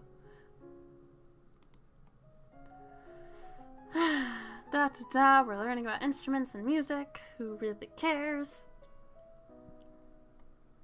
Once you defeated the King of Sangia in a duel, the invasion was meant to be over. In practice, it is not quite so easy to expel a foreign army from your lands, particularly when their leadership is falling apart. The remaining Sandian generals seem surprisingly eager to go home and left without a fuss, but a large number of soldiers have broken ranks and run amok, looting and pillaging their way through Noah just for fun. A number of royal holdings have been damaged and valuables stolen. Not only do you lose them, but you will have to pay for repairs. And yes, I'm streaming for musicians, but I'm not going to read the flavor text. I want to be done. I want the end cards. With so many renegades on the loose, Nova seems likely to have severe bandit problems for years to come. When Togami died, he left behind a crystal, a mauve lumen crystal with glimmers of pink where it catches the light. Such a pretty bauble from such an ugly event. Since no one dueled, this crystal is now your rightful prize, but you have no idea of what to do with it. For now, you lock it away in the royal treasury. Attend services. Willful face. I mean, it's not being shafted. She's still doing it. She's still learning, and she is a truly gifted musician. If she participates in the contests, the music one is the only one she can win. Instead of just being told, you did good for a 14-year-old. Okay, what's this? What? Okay. There's something going on that no one wants to tell you about. Servants avoid your eyes and scurry away. Ministers converse in low, worried tones, yet as far as you can tell, your territory is secure. No more attacks are underway. So what could be wrong? You lie awake in bed at night, worrying that perhaps all of your choices have been the wrong ones. That's strange. Okay. I'm confused. Time has slipped by you so quickly. Only 2 weeks remain before your birthday celebration and your official coronation as queen. Have you done enough to build a stable nova? It is traditional for the palace to provide entertainment and refreshment for the common people when a new monarch is crowned. It is a rare opportunity for the poor of the land to dine like nobles. The size and scope of any such feast depends on what expense the royal treasury is willing to bear. We're going to have an extravagant feast. Yeah. Extravagant. Roasted meats, cakes, chocolates, wine, enough for everyone, and I can give out commemorative cups and coins. That is adorable. And we're gonna go visit Juliana. Psst, I need to talk to you. What is it? That priestess, Celine. She's a lumen. I can sense it. I know. What do you mean, you know? If you knew that, why didn't you tell me? You didn't need to know. Your job is managing the domain. Some of us have other duties. Our missions have been passed down for centuries, little princess. Where did she get a crystal? All the lumens in the domain were supposed to have been wiped out 200 years ago, except for your ancestor. We are here to train you. You don't need to know any more than that. Let it go. Right. I don't know why it had me do that. Okay. We're doing 2 in instrument and voice, so I can wear my favorite outfit for the coronation. Yes! The castle is buzzing with preparations for your upcoming coronation. Ministers press you with details for your favorite colors and flowers and so on. You are happy to collaborate with the designers to ensure you are shown off to the best possible effect. You are still so young, after all. Good design will help a lot in making you look like a queen. Others are more interested in the subject of your marriage. Whomever you decide to marry will be elevated to the highest ranks of the nobility, which can mean a major shift in the balance of power. Therefore, everyone is talking about the top candidates, even though you're under no obligation to marry so young. And you guys are right, Elodie is always adorable. I love her. She's an idiot, but I love her. Talarist, the former Duke of Sedna, now Duke of Elath, is one option. Even though he is now a subject of Nova and not Telaise, he still has family there, and marrying him could give you stronger ties to that domain. The marriage would be of greater benefit to him, as it would strengthen his hold over his new duchy, and help to quiet those worried about being ruled by a foreigner. But with the desperate need for heirs, combining your futures might make them more fragile rather than stronger. Then there's Banyan, the Duke of Marie, a powerful and eligible noble only about 10 years older than you. Ugh. There's Kieran, the new Duke of Lila. He's close enough to your age that you remember meeting him at school, where he was already becoming quite handsome. Lila is a powerful territory, and he has family ties to much of Nova. It would be a good match. Except, of course, that you were responsible for the death of his mother, if you ever found that out. There's Kevin, the Earl of Io. Though he is only an earl, his family connections could make him politically useful. However, considering his behavior during the trial of his sister's poisoner, he seems rather unstable. A very minor detail. The outlier is Gwenelle's half-brother Anciette, who is only 8 years old, but a potential heir to either Hellas or Marie someday if his aunt and uncle don't create heirs of their own.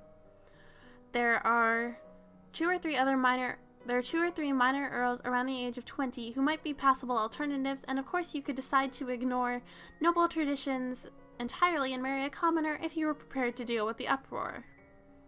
And then there is the most recent letter you have received from Briony, which was all about how clever and strong and wonderful you are. You rescued her from a terrible monster, after all. It's apparently the most romantic thing that's happened in her entire life. Well, you will need to marry eventually. You are still very young. You could put off this decision until later. However, a clear succession contributes to the stability of your domain. Are you leaning towards any option? Briony. There is no time to pursue that thought at the moment, but perhaps in the future. We're going to play sports this weekend. Oh, you can be so gay. You can be so very gay. And we're wearing my favorite outfit to the coronation. God damn it. Where is it? There it is. This is my favorite. We're wearing it for the coronation. Yes, Brienne is an option. That's why I went to the Dark Forest with her. So that she would become an option, rather than getting offed. And you can also marry Brynn. That's the other gay option. Or Alice, your maid. Those are the 3 possibilities. And I'm gonna do a double in decoration. Not that it particularly matters, I just want to get that done. Okay. Sip of water before I read all of this. Yeah, it's one of 2 ways to get the achievement An Unusual Pairing. At this time last year, you were celebrating your 14th birthday.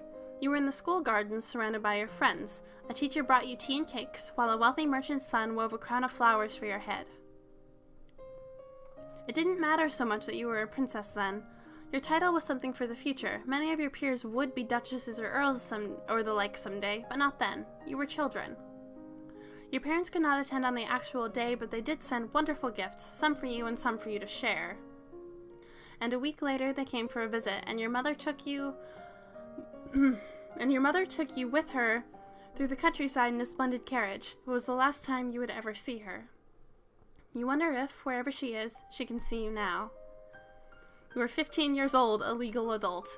If only. You have worked and studied and suffered and prepared, and now the time has come. You kneel before the priestess, barely hearing her words as she recites the blessings. She calls upon the gods to deliver peace, wisdom, and prosperity to you, and through you, to all of Nova. And then she calls upon you for your oath of rulership. Will you guide and govern and protect your people to the best of your ability, according to law and custom? I will. Will you, to the best of your power, uphold the ideals of love, honor, justice, and mercy? I will. Lords and ladies assembled, I present to you your undoubted queen, who has sworn you her loyalty. You who have come to give homage, will you do the same? One at a time, the head of each duchy approaches your throne and kneels to swear his or her service to you and your heirs. People of Nova, I give you Elodie, daughter of Fidelia, your true sovereign. What say you all? And they all shout, "Long live the queen." Thank you, I will. Okay, end cards. After I finish what's in my water glass. Okay. Once his daughter was secure on the throne, Jocelyn returned to his birthplace to focus on his duties as Duke of Caloris. He was pursued by many women, but showed little interest in remarrying, directing them instead to his brother, the Duke of Mazomba. Following Elodie's victory over the Sandian king, the public opinion of Lumens rose to a height that hadn't been seen in 100 years. Young children would dress up and play at being magical kings and queens. Freed from the need for secrecy, the Duchess Juliana and the Priestess Celine were able to announce their shared magical powers and their love. At Elodie's prompting, the lovers pledged their devotion to each other in a private ceremony, after which Celine retired from the priesthood to accompany her wife to Ursul. Tabi, I'm going to choose to take that as a good thing. As neither of them intended to bear children of the body, Juliana made arrangements for her niece Brienne to be declared the next heir to the Duchy of Ursul, as well as the inheritor of her crystal. Brienne's mother, Corisande, hoped that the training necessary to make her flighty daughter into a future magical girl warrior would keep her out of worse trouble. After the failed invasion, relations with Sandia remained tense. First came the recriminations and demands from the Queen of Sandia, devastated by the death of her husband, which Elodie ignored. Next came the subtler approaches, the quiet gratitude, and offers for alliances from the ministers who were thrilled to see Togami gone. Elodie ignored those also, which was just as well, since the next thing to arrive was the preserved head of one of those traitorous ministers, sent by the Queen of Sandia as a warning. There was no sign of war in the immediate future, but there was not likely to be an alliance either. Thank you, Tabi.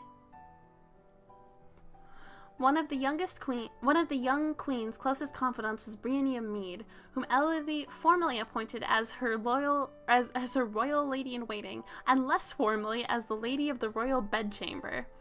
The two carried out a very public flirtation, complete with moonlit serenades under balconies and the ritual slaying of imaginary dragons. Both women did marry in time, but they never gave up their affection for each other. The invention of the printing press sparked the knowledge of a new age of literacy and knowledge. No longer were books the sole preserve of the noble and wealthy. Now information and ideas could be easily passed from one place to another. As the birthplace of this invention, Nova was the center of a storm of change. As a Lumen, it was Elodie's responsibility to defend Nova from monstrous threats. She decided that the monsters within the realm were every bit as dangerous as those outside, and thus set herself to the task of conquering the Old Forest. Each monster would have to be identified and carefully studied in order to defeat it without upsetting the balance. It would take many years to reach the heart of the forest, but Elodie was undaunted, and thus Queen Elodie's legacy stretched into the future. And yes, I'm quite pleased with this world state. This is a pretty good one. And my voice is dead. It has taken me almost 2 hours to get to this. I'm gonna take 5, and then I will jump into the unusual pairing thing. So, I'm going to go get some more water and take a brief break, and then I will do the next one. So, back in a few. And thank you for watching for anyone who's about to drop out instead of sitting around for the second game.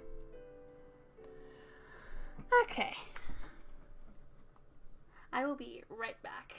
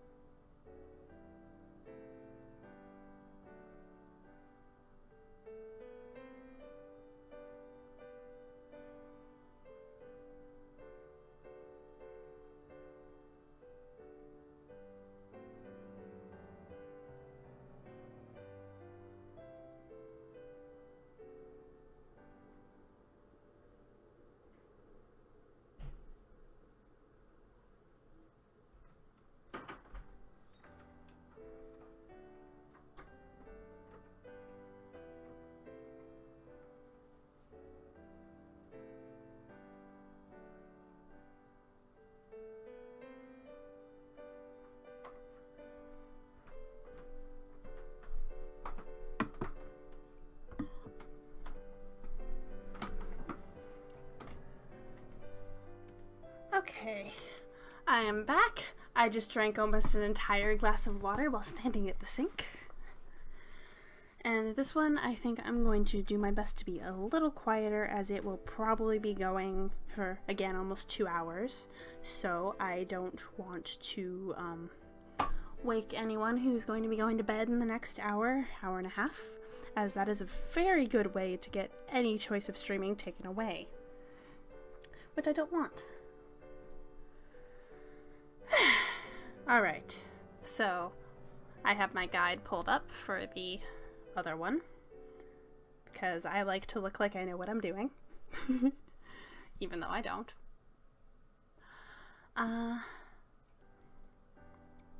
So, yeah, I think I'm about ready to get started. Start game. I'm not going to read as much of this. I'm just going to kind of sum up what's being said for the very repeaty sort of parts. Okay, so almost home, blah blah blah. And Elodie's very sad because, you know, her mom just died. Says it's hard to leave your school and friends and all that.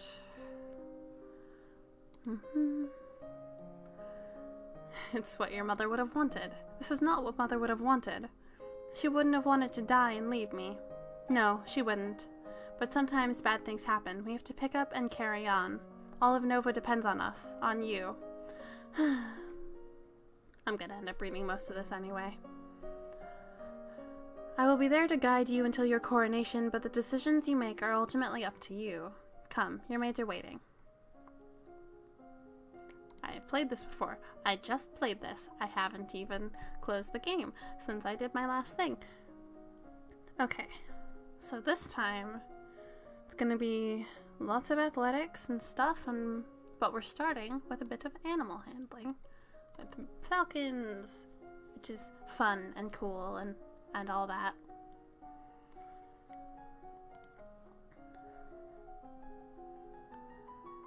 Okay, learn about different kinds of birds, learn about hunting birds. I know absolutely nothing about falcons or anything. What's all that noise outside? Who's here? Oh, it's my cousins and my aunt and uncle.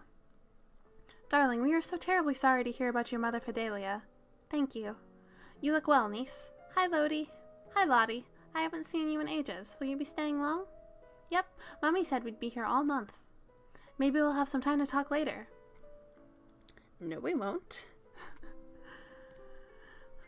Alright, we're attending services to get rid of the depressed thingy. And then we do one in athletics for climbing. I always mix up where the climbing thing is, even though my guide explicitly says athletics, climbing. My brain went agility, climbing. No, brain, it's under athletics.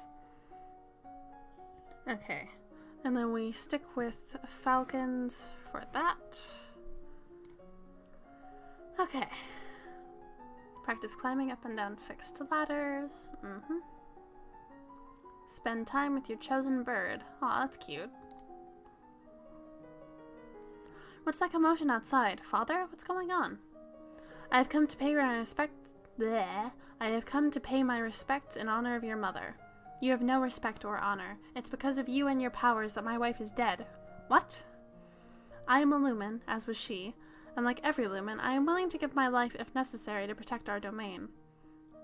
Your line has been traitors for 200 years. I won't have you corrupting my daughter. That is for the crown princess to decide. Elodie, your mother trusted me, and I have much to teach you. Let her stay. I want to hear what she has to say. She stays. As you wish.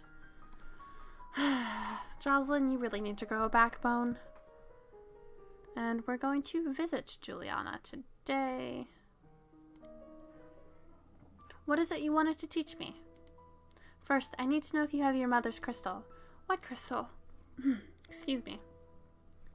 The source of power for any lumen is a particular magical crystal. Once you've bonded with it, it becomes a part of you as long as you live. The royal crystal has been passed down from ruler to ruler for generations.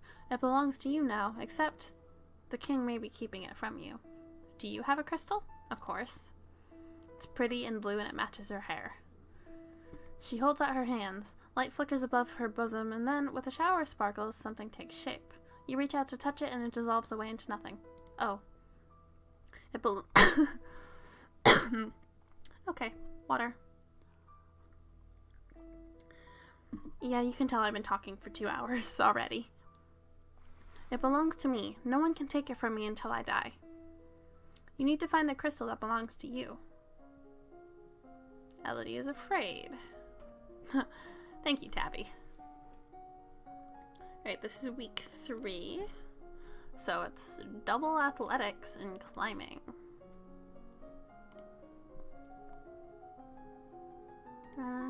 Learn to evaluate whether a tree or branch is safe to bear your weight. Clamber up and down trees, able to fetch fruit or get a better view. He loves me not. Lottie, do you have a boyfriend? Not really. I just like to play with the flowers. All of a sudden, the Duchess of Ursul rushes into the garden and points a sword at you. No, not at you. At your feet. Princess, don't move.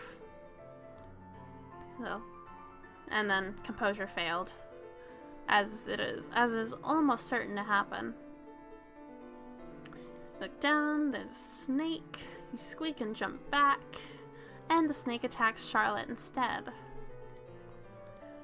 And then Lucille flips out and takes her daughter home.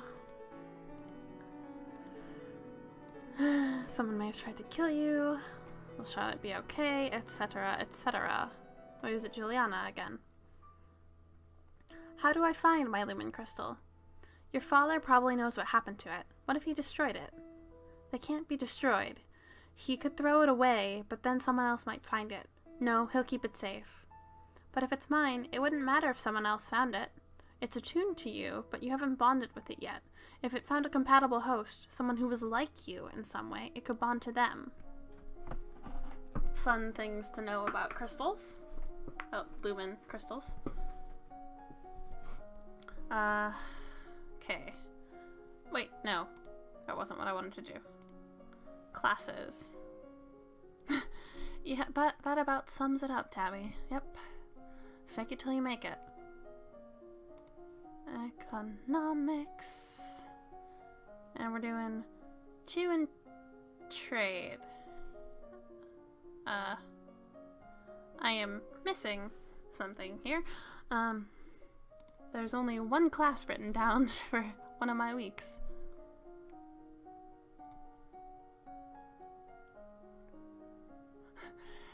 Either way, it still applies. Fake it till you make it. We're learning about trade. Castle seems quieter. Certainly not empty. Maybe she has a guardian angel. No, it does not. No, she does not. My brain went on 3 tracks all at once there. That was fun. Okay. Oh, Jesus. 1 second. 1 second, someone's knocking on my door.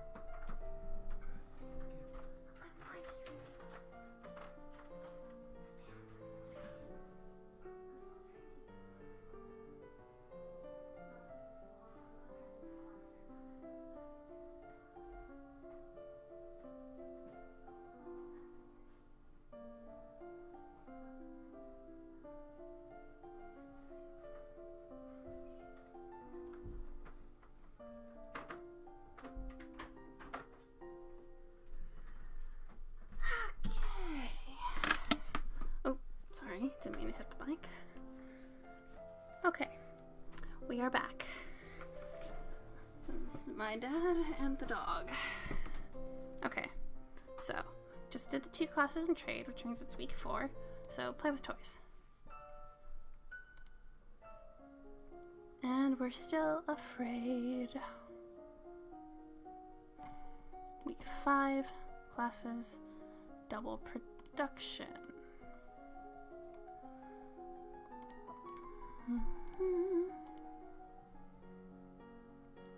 One of the maids approaches for your attention. Oh boy. My lady, couriers have arrived from the Duke of Sedna. We have a Duke of Sedna? No, my lady. The Duchy of Sedna is in Tilldays. They have brought you a letter and a gift. Condolences on the death of, deeply regret, best wishes. Oh, what a beautiful necklace. Twice in a row I have to make this mistake. Something sparkly will make me feel better.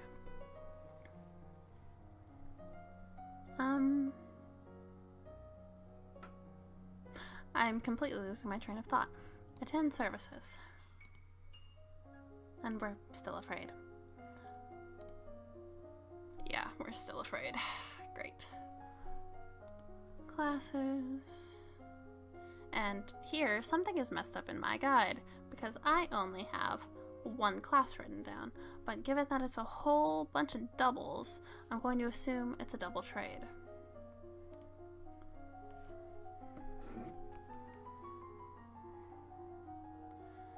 So we learn these things.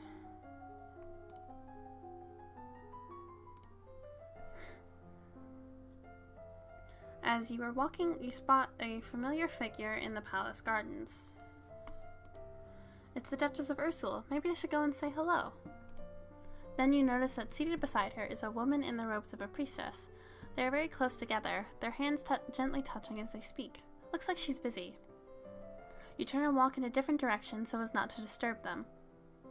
At that moment, you notice something unusual. Excuse me. It looks like someone just left the palace grounds by going over the hedge. Was that a servant, a thief, or an assassin? Climb up to look over the hedge.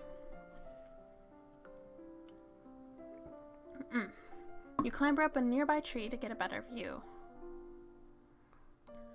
There, you see a boy, a bit older than you, hurrying away from the palace grounds as he munches on an apple. Your apples! He was stealing your apples. It's too late to catch him now, but you will remember. How ominous. We're gonna go talk to Mr. Useless. Dad, what happened to Mom's lumen crystal? It's in a safe place. Can I have it? No. But it's mine. Meddling with magic killed your mother. I don't want that to happen to you. Once you're crowned queen, I can't stop you from doing anything you want, but for now, you are still a child. Yeah, fuck you very much, Jocelyn.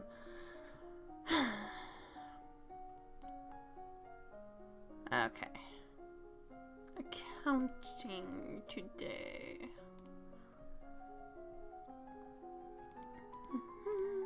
We have wait, what? That's not right. That's not right. Something is wrong here. Hold on. Shit. I haven't made a shave. I've done something wrong here, and we are 7 weeks in. 1 second while I fix this by going all the way back to the beginning. Start game. And we're gonna skip through all of this so I can fix things.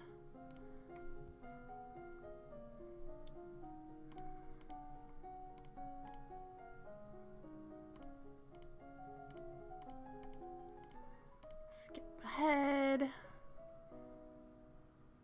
Attend services.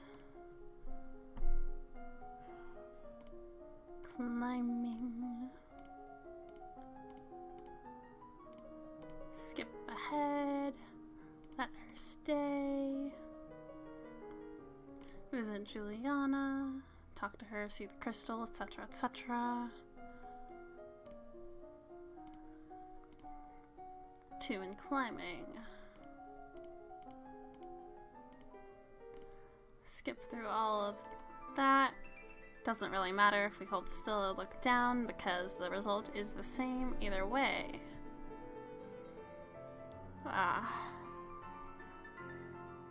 And we visit Juliana again. Classes. Now this time I'm gonna have to keep an eye on this. Economics, double for trade, right? Yeah, double for trade.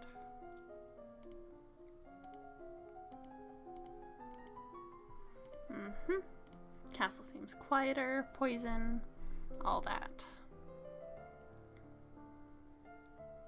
And we're gonna Play with toys.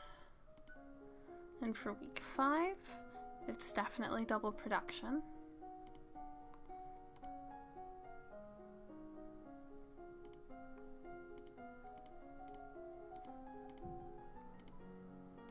The maid's approaches for your attention. Duke of Sedna. Jewelry. Fail.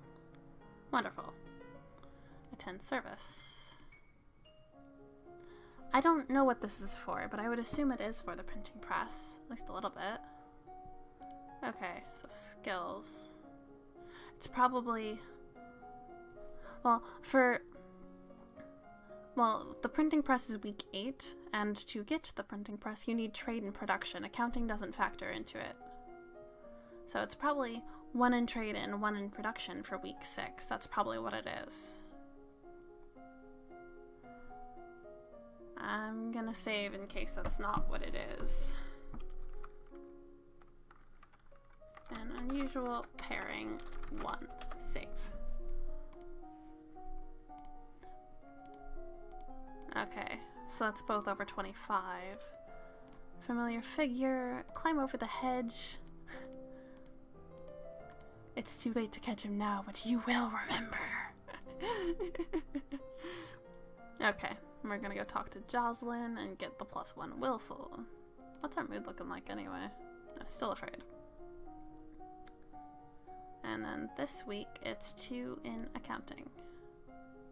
So this time, I should get a new outfit. Yes! Okay, things are correct again. I'm gonna mark that down.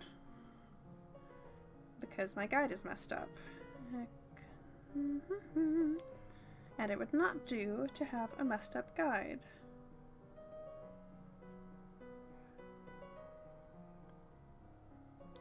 There we go. It's fixed. Cool. As you are walking up the stairs, a maid comes running down holding a towering pile of linen. Before you can react, she barrels into you, sending you and the sheets flying. Oh, my lady, I'm so sorry. Apologize. No, it was my fault. I should have gotten out of your way. If you say so, my lady. Since we don't have enough court manners to accept that apology. We'll go visit Juliana again. My father says I can't have the crystal until I'm queen, so we'll just have to wait. There may not be time to wait. This world is filled with dangers, and you will need the powers of Illumine to fight them. You cannot begin the training until you have bonded with your crystal. Well, what else am I supposed to do about it? The crystal is probably held under guard in the royal treasury. You are the princess. You should be able to find a way inside. Otherwise, we might have to take drastic action. I'll try to find a way. Alright, I will try to get into the treasury. And then we put on the tuxedo because we get to spend a lot of time wearing it again. And this time we're learning conversation skills, which makes me very happy. Flattery. There's a man here to see you. He wishes crown funding for a project of his. Remember, the treasury is not unlimited. If you choose to invest, you will have less money to work with later. Explains the printing press, etc., etc. And we invest. We would be happy to invest in your venture. And we're gonna go play with toys. Help invent the printing press, go play with toys that weekend. Sounds about right.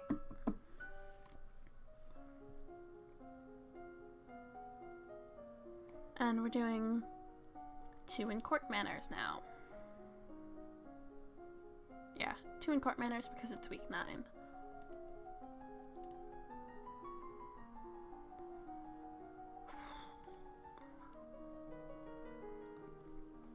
Ugh. Your Highness, my sympathies for your loss. Even after all these years, I sometimes forget that my own mother will never be coming back. Thank you. However, I must call for your aid. The Ixionite occupation of the county of Imbrium has gone on for far too long. Now is the time to push back. I know there's been some problems with Ixion, but I don't know the details. I guess they're occupying Southern Marie. I don't know anything about the military. I don't want to fight. There must be a peaceful way to settle this. I will send for diplomats from Ixion and try to come to some arrangement. Thank you, Your Highness. Your Highness, if I may ask, that necklace you're wearing, where did it come from? It was a gift from the Duke of Sedna. Then you have made arrangements with him? I think he's asking if I'm engaged to the Duke. I just like jewelry. Not at all. But I appreciate presents, doesn't everyone? If you say so, Your Highness. Oh, my naive little 14-year-old. Oh, Elodie. Alright, we play with more toys. Classes.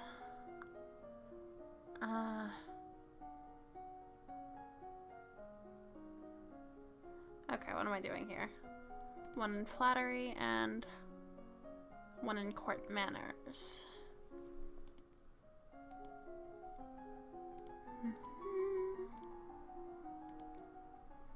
The representative from Ixion is here. Be careful. No one wants to give up prizes that they have won.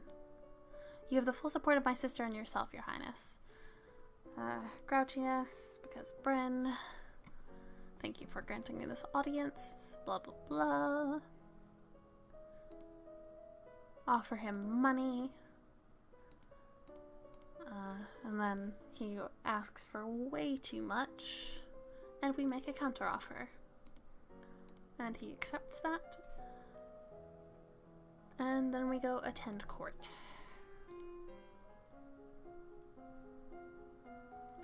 And we have an economics class in trade and another class in court manners. Probably to go fend off Talarist without offending him. And we max out court manners for the time being. Okay, that's a little better than before. And the report of the Keithong. Beast with the body of an enormous golden cat, a sharp beak, and spikes on its back. Eek! Several disappearances in southern Caloris are already thought to be the work of this creature. What do we do? Should we send hunters? The traditional policy on stray beasts is to hope that they return to the forest and stay there. Hunters are no match for such creatures. You would only make it angry and waste more lives. So we just let it eat people? Everyone dies in the end. Gee, thanks. Also, there's a letter for you. Talarist, the Duke of Sedna, will be arriving next week for an official visit.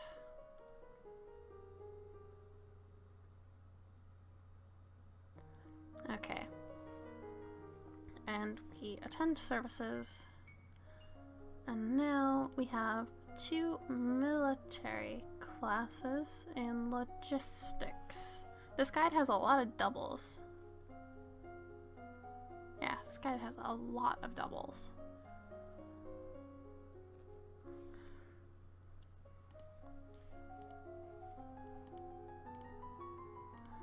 I know nothing about the military. Ah, Your Highness, what a pleasure it is to meet you in person at last. Your description did not do you justice. You have a silver tongue, Your Grace, or an eye for unfinished potential, both admirable qualities. I was so pleased that you had accepted my humble offering, a jewel for a jewel, but you are the more precious. I hope that this is only the beginning of a mutually beneficial relationship. A union between us would bring stability to both our peoples. He really does want to marry me. Politely decline. I need to let him down gently. Your Grace, I hold you in the highest respect, but I regret that my impulsive enthusiasm may have misled you. Such a decision should not be made in haste. I would, of course, look kindly on your suit in the future. This went much better than before. I am in complete agreement, Your Highness. There is no need to rush. A solid union requires strong foundations. I wish only to meet you, to get to know you, and then to see you again. Perhaps you could show me around your castle? Certainly. Okay, that is pretty cute. For as much as Talarist is much older than she is, that was kind of sweet. Okay. And week 12, and we politely declined, and we attend court. So we're yielding. And so we get to start working on my favorite skill set, royal demeanor. So, presents. Yes. 13, we work on presents.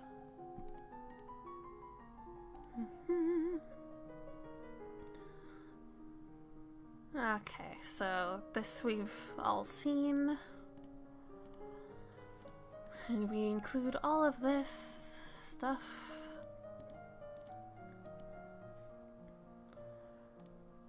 And we're going to put her to work instead.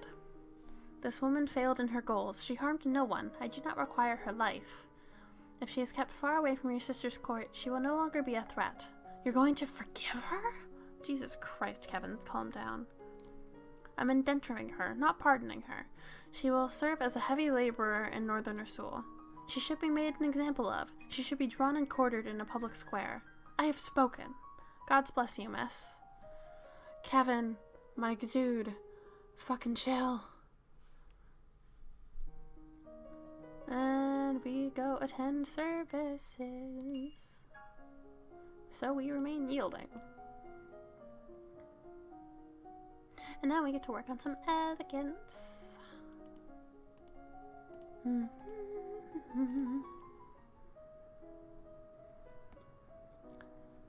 As you are walking one day in the gardens, you hear a strange sound and look up to see an owl flying overhead. A single dry leaf flutters in its talons. An owl flying in the open in broad daylight? That's unusual. I wonder if something attacked it.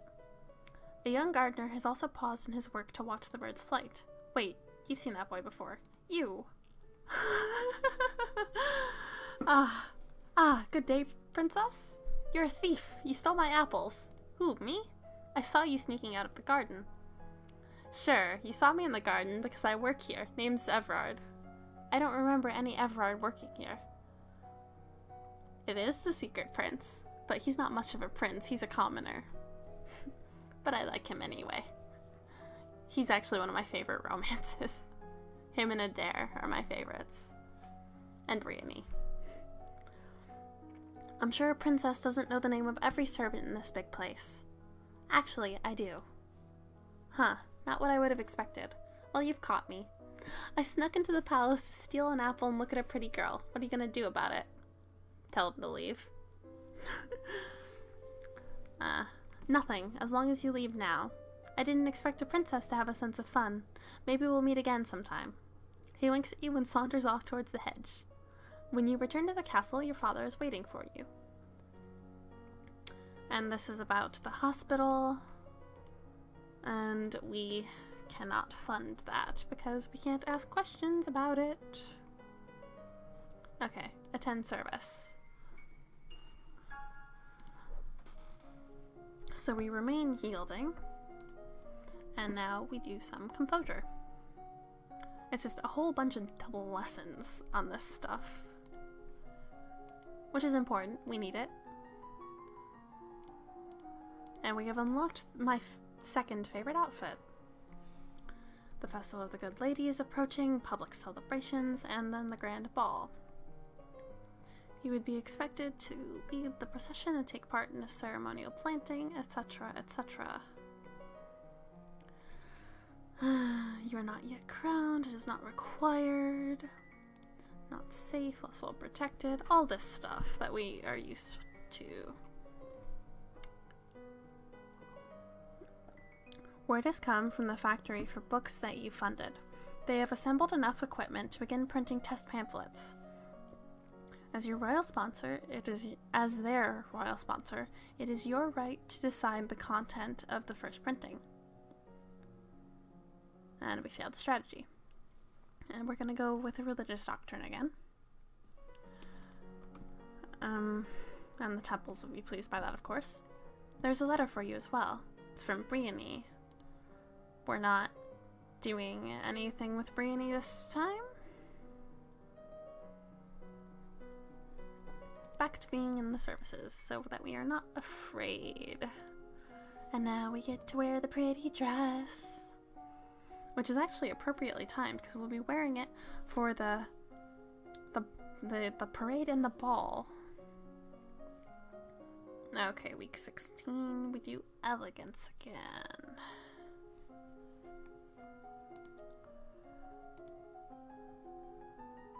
Uh-huh. Lots of stuff, and we're already up to almost 80 elegance. Which is, a lot. Will you be leading the parade? If you have any concerns about your safety, stay here. We're just going to lead. We are not giving a speech. You prepare your best gown for the occasion, then walk slowly through the town with your attendants. It would not be appropriate for you to wear a sword, but you do walk with a sturdy golden scepter that's taller than you are. You can tell from the excited murmurs around you that people are impressed with your queenly appearance. Which is different than I normally get, because I normally fail that check. At the end of the route, you help the priestesses turn over the earth for the new tree to be planted. Then the new life is blessed, and all the attendants join in song. The procession regroups to return to the castle. I really messed up on copying this guide over. 1 second.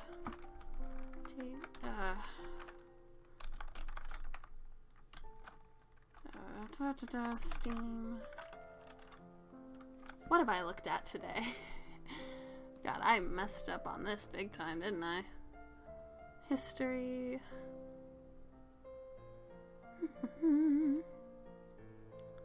Events by the week. All kinds of stuff.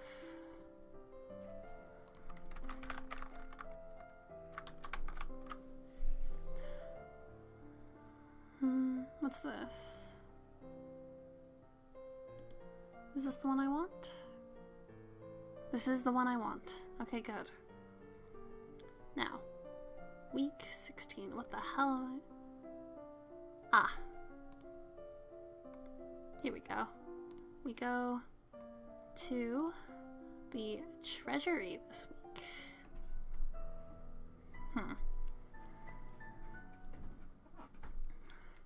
Would really help if I actually wrote these things down, wouldn't it? Okay, so that didn't go quite as planned. They wavered, but they did not actually get out of her way.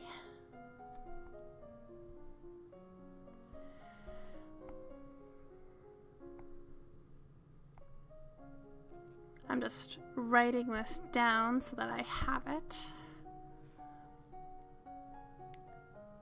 Okay, so this week we do more presence lessons, which is probably a good idea. Okay. Presence is now almost up to 80, so it'll be at 87 with this outfit. Are you ready for the grand ball? All the nobles in the domain are here to see you, to see their queen, and naturally she's nervous. I don't know. I think it was to get the little bit of mood stuff that it changes. I have no idea. I'm just doing what the guide tells me to. Okay, this one should be a little different. All around, the rich and powerful pause in their activities to gaze upon you, the ruler of them all.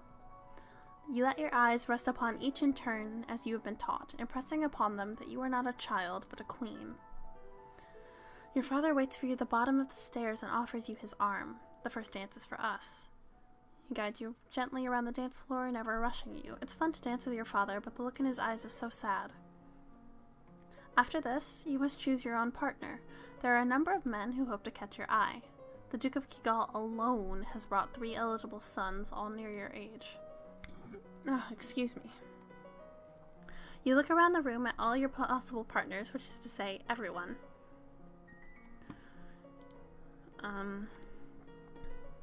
You can pick whomever you want and you will not be denied. We're going to dance with someone about her age this time. You approach Lindley, the second son of the Duke of Kigal. He is about 2 years older than you, and he was always nice to you at school. He bows to you with great courtesy and you begin to dance. Dancing with a real partner feels quite different from dancing with your father. You knew him, knew his steps like a part of you. Now every move is a mystery. Unfortunately, you lose track of which steps you're supposed to do when and trip over your own feet. Oops. Between the dances, there is time for the guests to mingle, chat, and sample tiny bites of exquisite food. You interact comfortably with your peers, leaving a wise word in every ear. During a lull in the music, Banyan, the Duke of Marie, taps an elegant fingernail against a wine glass, letting the clear note ring out through the room. If I might have your attention, I believe we should offer our compliments to our lovely hostess. Her words of wisdom guide us through our difficulties. Everyone applauds politely. As the gala continues, you take the opportunity to observe nobles that you rarely see. There's Gwenelle, for instance, the young lady of Sudbury, only months older than you and due to finally inherit control of her duchy soon. Or Adele, the youngest daughter of the Duchess of Lila and a fierce sportswoman. She was a few years ahead of you at school and the absolute terror of the ball fields. No Brienne. She had said her parents were leaving her stuck at school this season. Her parents are here, dancing together, the Duke Consort clutching his Duchess possessively tight. Strange that there's no sign of your cousins, though. Shouldn't they be here? Your aunt and uncle are here. Of course, it would be scandalous if they hadn't come, Merva being so close by. It's nice to be able to enjoy time with friends and family, isn't it? I think I just heard the dog bark. Yep, the dog is barking.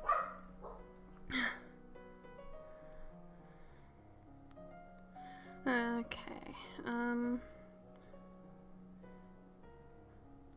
I messed up copying down the guide again. So,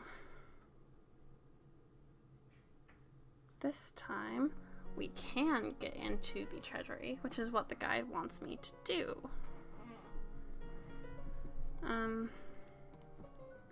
You order the guards to stand aside and walk forward with your head held high. None of them dares deny you access to your own treasury. The glitter is dazzling, but some sixth sense draws you towards one little locked box in particular. This is what you need. This is the crystal that will make you illumine. And I'm fixing my guide again. And Tabi has offered to help me since my voice is dying. So we're going to do that. If I can figure out how to set that up after I fix my thing. Boop. Okay, my thing is fixed. Hopefully I haven't messed up the rest of it. Okay. So. Okay. I'm not quite sure how well this is going to work. We're gonna try and make it.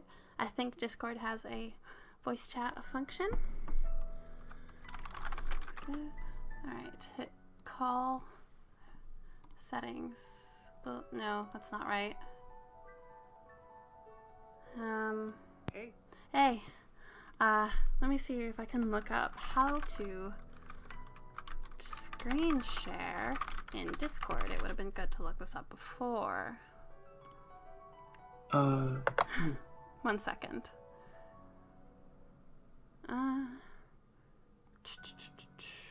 Voice and video. Test video. Yeah, I know all this.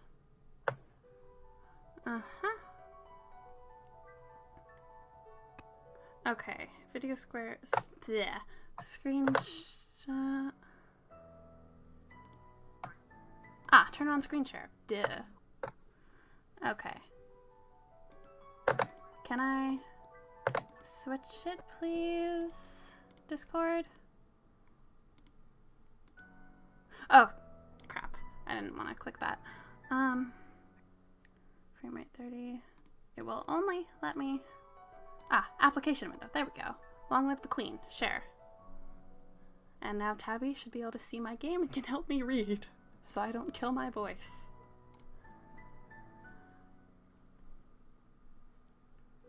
Alrighty. So, can you see it?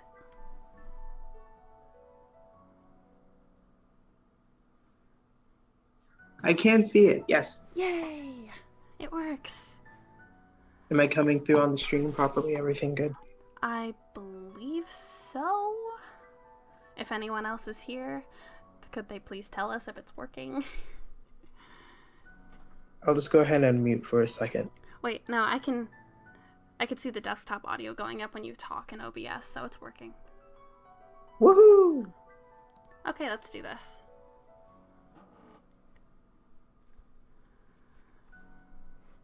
So, okay. We have the thing. What part do you want me to read? Or Going, voices or whatever. I think going from here, you can read the like all the text, you know, where it describes everything. I think you can read that stuff, and that should help a lot. All right, descriptive text. Let's do it. Mm-hmm. You tuck the box into your pocket. You can show it to your mentor later and get instructions on what to do next. And then we have classes.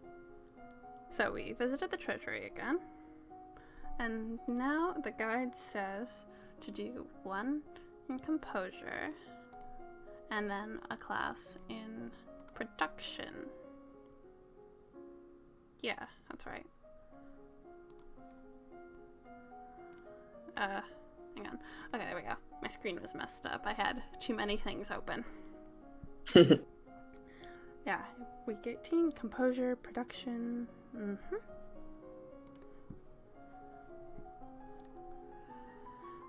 Composure with the dress will be up to 74. Beautiful. Nothing interesting there. Alright, here we go. You wander downstairs to visit your father and talk about the latest events in the domain. You're moving with such enthusiasm that you don't realize your father isn't alone until it's too late to avoid him and his companion. You are too kind, Jocelyn. Countess Siren, not a member of your circles. She's a bit more than a decade your senior, far too old to have ever been your friend, and yet not at all old as noble women go. She has 2 minor titles, no husband, and your father's arm in her grasp. Dun, dun, dun. Okay. Ah, you passed the check. Congratulations. Yes. You take a deep breath. Greet her politely. Yes, you manage to smile at her in what you hope is a welcoming manner. Good day to you, Countess. Your Highness, good day to you as well. I was just speaking with your father about... Well, it wasn't important. Please allow me to excuse myself. I don't wish to be in the way. She bows her head to you and exits. Once she's gone, you raise an eyebrow at your father. Don't give me that look, young lady. She's a nice woman, nothing more. She wants something more, and it's not going to happen anytime soon. You should be careful how you deal with people like Siren. You need the goodwill of your nobles as well as your commoners. There haven't been any problems so far. As queen, you must be aware of everything around you. And we fail the intrigue thing. I am paying attention to what's around me. And now we get to go become a magical girl. I got it! What do I do now? Pick up the crystal with your bare hands, press it against your chest, over your heart, and say, illuminate. Do it. Okay, here we go. Illuminate. Illuminate!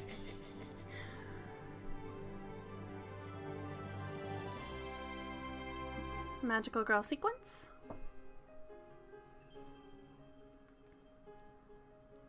Tabi. I'm here, sorry. You feel dizzy and both larger and lighter than you were before. The crystal has disappeared from view, but you know where it is. Wow. The priestess here is a friend of mine. She's kind of her girlfriend, actually. I mean, friend. Just gals being pals. I will come to your lessons in the faith and train you to use your powers. And, oh, look at that face. Yay, cheerful. So happy. Which means our composure lessons aren't going to go that well, I think. And the other one is in climbing. With composure. So we don't have the bonus, but it's still... Or the penalty with cheerful is what I meant. It's less weapon intrigue. Yeah, and a few other things, but there's no penalty, which is what I'd been worried about. Yeah. It is the time of the year to decide any necessary adjustments to the royal budget. The majority of the money we receive is already spoken for, but there is always some room for discretion. I really don't understand all of these numbers. Maybe I should leave them alone. Yes. You only have to partially succeed? Amazing. I didn't know that. I think they're fine as they are. As you wish. Thank God. Okay. And now we sneak out. Nothing fancy there. Yeah, you've done a lot of this today. Yes, I have.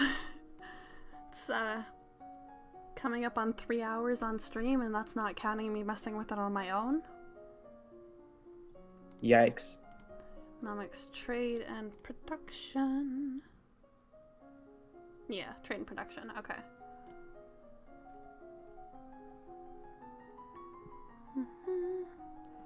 Nothing important there, and nothing important there. Do. This guy.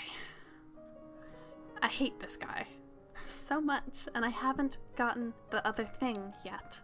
But I know how it goes, because this guy's a lumen! You are requested to stand in judgment. A man has been convicted of the murder by strangling of his wife. He does not deny the act, but requests a pardon that he might be set free. If you admit you killed your wife, why do you think I'm going to set you free? Save me, your majesty. Wasn't my fault. Demons made me do it. Bullshit. Everyone knows the power of the magical beasties. They used me. They twisted my fingers into chains. My wife found me screaming. She tried to shake me, and the chains wrapped around her. I need the priestesses to bless me and make me clean again.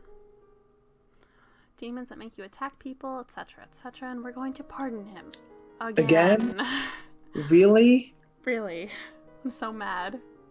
But given that he kinda blows up your prison if you try to escape, or if you imprison him, and if you execute him, he kills a bunch of guards. Best option, currently. Alright, well, I'll keep that in mind. Yeah, you need the sense magic check to work, otherwise things go poorly. I'm very sorry for your loss. The monsters are responsible, not you. Don't blame yourself. The priestesses of the Royal Grove will take care of purifying you. Bless you, your majesty. And now we go attend services. I think because we're trying to get her to an even keel at the moment. Willful face. Yeah. Oh, that's what we wanted. Because if you look, bonus to military. Ooh. Which is what we need here. Because it's, Double in logistics.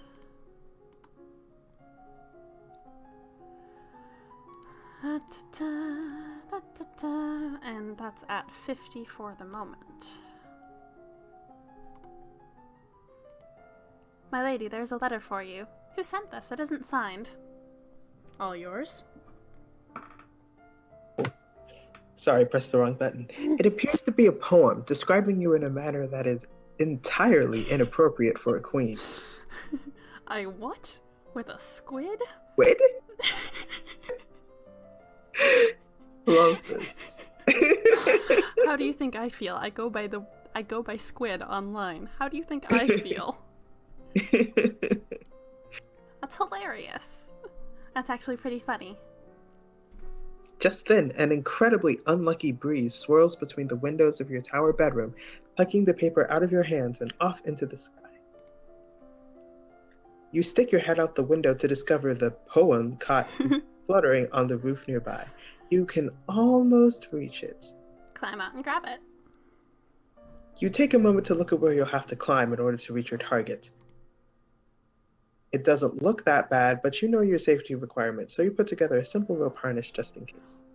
If you fail to check entirely, she just climbs out and I think falls and breaks her leg. Perfect. Or her neck. Yeah. Knowing Elodie's luck, probably her neck. Probably the neck, yeah. Climbing up onto your roof is awkward and uncomfortable, but you manage to achieve your goal and get back inside without accidents. Both are applicable. Yes. So, that's good. And I guess we're trying to keep her willful for the moment, so goodbye, cheerful moodlet. Moodlet, I've been playing too much Sims. Okay. It's a naval strategy today. Du-du-du.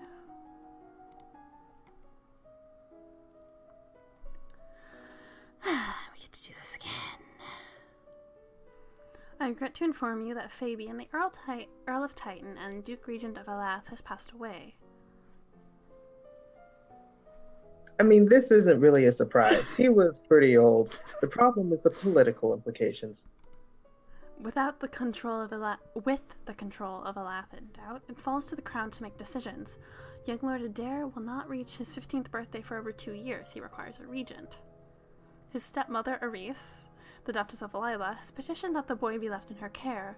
This would, however, leave her in personal control of 2 neighboring duchies, which is generally forbidden. Excuse me. Almost the entire eastern border. I don't know anything really bad about her, though. The boy does have a living grandfather, the Earl of Ishtar, or you might appoint an unrelated noble to act in his stead. The Earl of Ishtar has suggested another possibility. You and Adair are both young, not too far apart in age. He requests that we accept the boy as your future husband and keep him here at the castle. We're just going to leave him with Aris this time. Fair enough. Which is actually not a bad decision, because Aris is like the only one in this damn family who has her head on straight. I like Aris quite a bit. I can tell. Well, I mean, given that she has to put up with Kevin as a son, the woman has my eternal respect. I see. Adair must be upset enough already without us taking him away from his home. Leave him with his stepmother. As you wish. Okay, we're going to the treasury for the +1 willful. You visit the royal treasury and check available funds, etc., etc. So, time for some military strategy. Or just straight up strategy instead of naval strategy. Nothing interesting here. Well, other than the new outfit, and now we can tour the barracks on weekends, so that's fun. Outfit. Yes. So he's a musician and wishes crown patronage. Money. Patronage, money. And I love that little, I wonder if she also writes naughty poetry. Elodie. I mean, she is 14 years old. I don't... For shame. I hate that I failed that check. The Demonstrates. musician sings a little ditty. Pretty good. And we'll accept her, even though that's completely useless. Yeah, but Alright. better than rejecting her, I guess. Treasury for the available fun, or for the willful thing. Look at that willful face. And we'll see it in a minute. I have to put it on next week, but I want to leave it alone for now. Naval strategy and logistics for week 24. I don't think anything happens this weekend.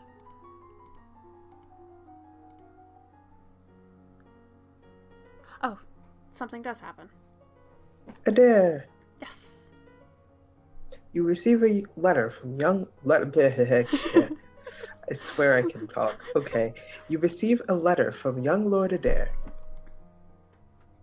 It's a bit messy and hard to read, but he seems to be thanking you for letting him stay with the family he knows.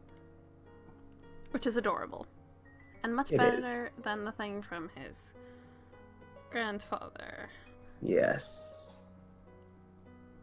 More treasury. Okay. I love how it just says test accounting failed.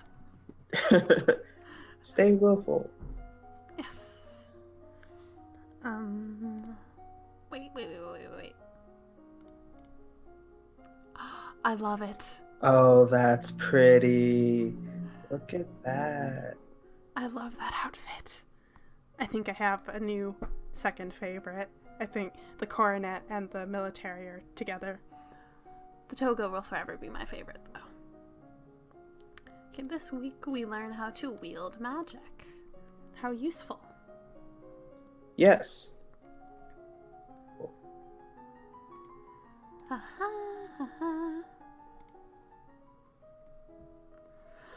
Okay, this is new. Well, not new for me, I've done this, but it's new for everyone else. While studying reports of trade and goods shipments, you notice something interesting. The domain of Shandia, which is now the major power on the Western continent, appears to be stepping up production.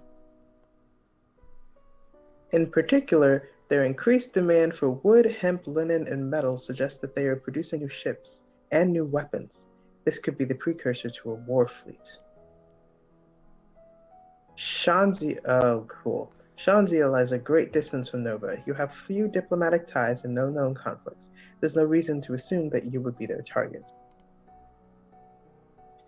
Still, if they send a fleet across the ocean, Nova might be in danger. At the very least, shipping would be disrupted. At the very least. Oh my god. Yeah. The Western Ocean is very important to Novan trade. That could cause problems. It takes time to assemble worthy vessels, and you have advance warning. You could make your own preparations to defend your coast. This is the only way to win the naval battle without having to use magic. The downside is they won't come cheap. Build more warships. You send orders for the assembly of new ships and the strengthening of weaponry and cladding on the existing fleet. If trouble comes, you'll be ready for it. That is the only way to beat it, and it's such bullshit that that's the Wow. only way to find out. Ugh. 'Tis important, though, so. Royal treasury, yada yada yada, lots of money. Cool. Well, it's not that much money, but... No, it's not actually, but it's okay. Build more warships, okay. Now we do some more conversation classes. Always fun. Public speaking. Those are vital, honestly. They are. Like, I don't know if you noticed how much I was dying last playthrough, not having any of the skills. But I was about ready to expire on the spot. Oh, yes. I picked that up. What a beautiful day. It's nice to stop and breathe sometimes. Yes, it is. And we remain willful. So yeah, we really don't have much after the war fleet thing. Important, Yeah, though. but at least you won't have the war. Well, we still have the war, but we won't lose. Yeah, that's what I meant.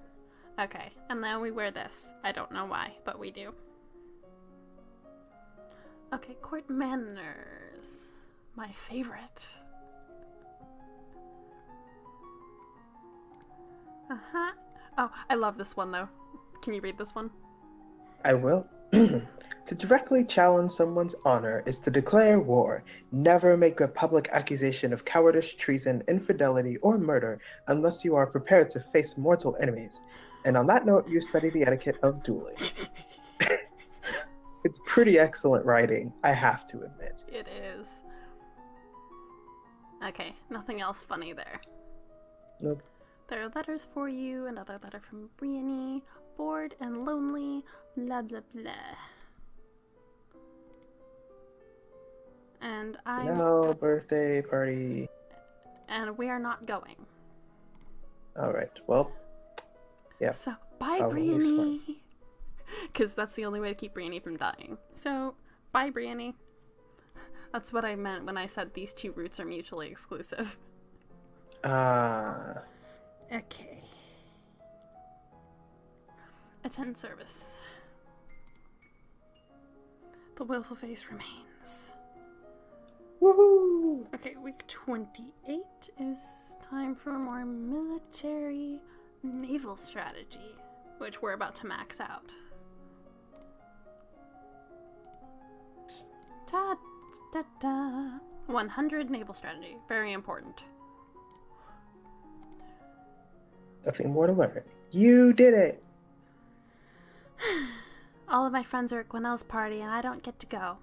I sent her a note with my regrets and a gift and she accepted, so at least she's not upset. We can get together sometime after my coronation when things are less hectic. Something taps against your window frame. That's odd. It's possible for a bird to be confused and fly straight into a window, but only trained messenger pigeons have the politeness to knock. But why here and not at the dovecote? You walk to the window and look around, seeing nothing, then down to the ground below. It's that boy, the apple thief. He grins up at you and waves, beckoning. He wants you to go down there? We're gonna do it. Do it. Just what you needed, a little excitement. You dodge your way through maids and ministers until you can reach his location. Hi, Princess. What are you doing here? Brought you something. Want one? He holds up a basket of cookies studded with dark blue-purple berries. Well, they don't look poisonous. They're not. You give in to temptation and pick a cookie for yourself. Given that Elodie's biggest weakness is her sweet tooth. Yeah. This is good. My pa's a baker in town. I'm learning from him. He does the cookies, though. I mostly do bread. Is this He's your... like PETA. Yeah, except I like him better than PETA. Fair. Is this your way of paying me back for those apples you stole? Nah, I kind of heard you might need cheering up. I do not need cheering up. Oh, well, in that case, give the rest of these to my sister Alice, okay, princess? Ah. He presses the basket into your hands and walks away. That ill-bred, disreputable, overreaching jerk! Oh, Elodie. And that is how Everard knew that Elodie needed cheering up. Because Alice is Elodie's personal maid. Yep. That's cute. I know, I love it. Wait, Funds. how much do we have? Okay, still 800. I thought it said 700, I was like, wait, what? Everard also took something. You mean other than the apples? Yeah. Honestly, Everard in some ways reminds me of Flynn Rider. You see that? Okay, resist magic, blah blah blah.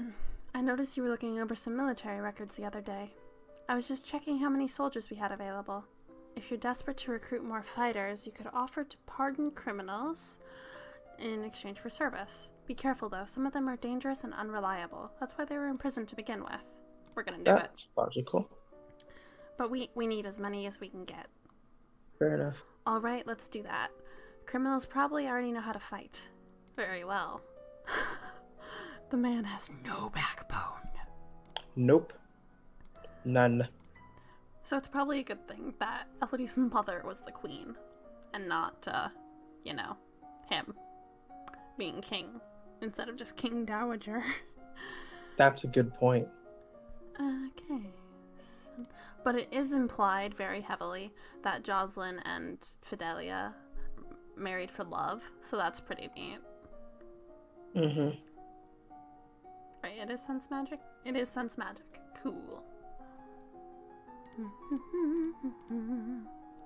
And we have unlocked the magical girl outfit. Ah, that monstrosity. It's not that bad. Ooh. The Duchess of Mead is here to see you, my lady. Hello, Elodie. I'm so sorry to trouble you, but have you seen Brienne? No, not since I left school. She shakes her head. She's gone missing. She's not happy. She's not at school where she should be. I know she was unhappy, but I never expected. She wrote me a letter saying that she was bored and looking for adventure, but that's all I know. Oh dear. I hope she hasn't done anything too foolish. Well. My poor little lamb. I have to go look for her. Too late. That was week 30. Visit the treasury. Because we're going for the willful moodlets. Mm-hmm. I just said moodlets again, didn't I? You sure did.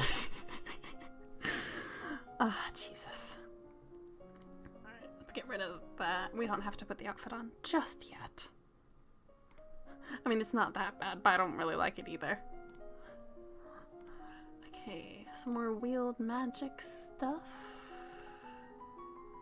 Up past 70. How fancy. A gust of wind. Well, go on. Oh, so as you are walking through the great hall, a freak gust of wind suddenly blows out all the candles in the room. How strange. There must be an open window somewhere.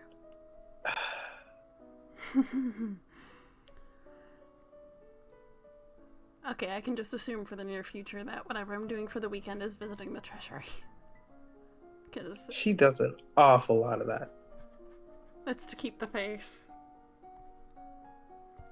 The face. And I suppose since we are planning for war, it makes sense to keep checking how much money we have. Yeah, And fair now, enough. it is time for that. Okay, medicine. Battlefield medicine. Okay. And continue to learn wield magic. Alrighty.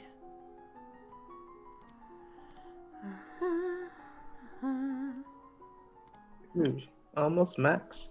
Yep. Things have been so unsettled lately. Everyone's on edge. We need something cheerful. You could hold a tournament. What a good idea.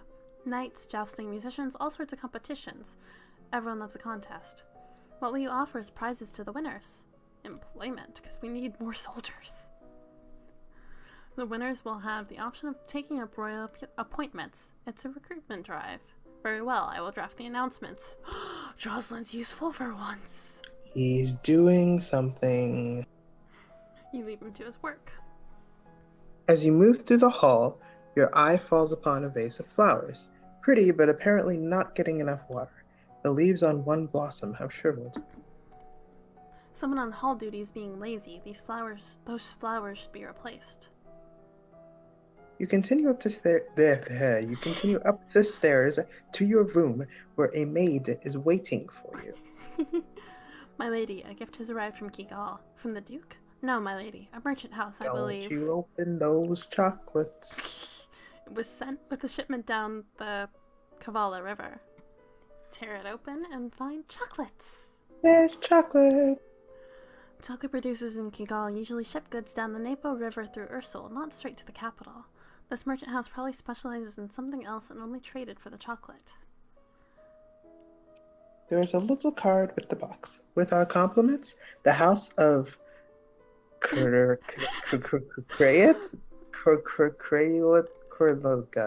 Them. K. The house of K. I think you gave it more of a go than I did.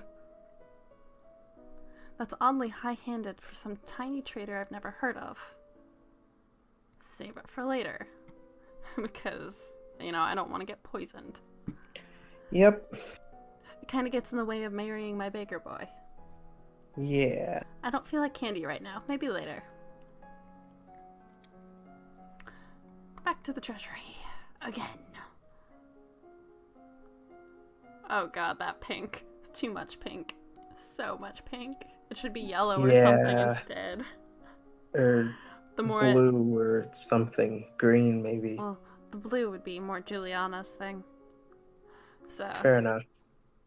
Alright, we're doing more logistics and more battlefield medicine. Okay.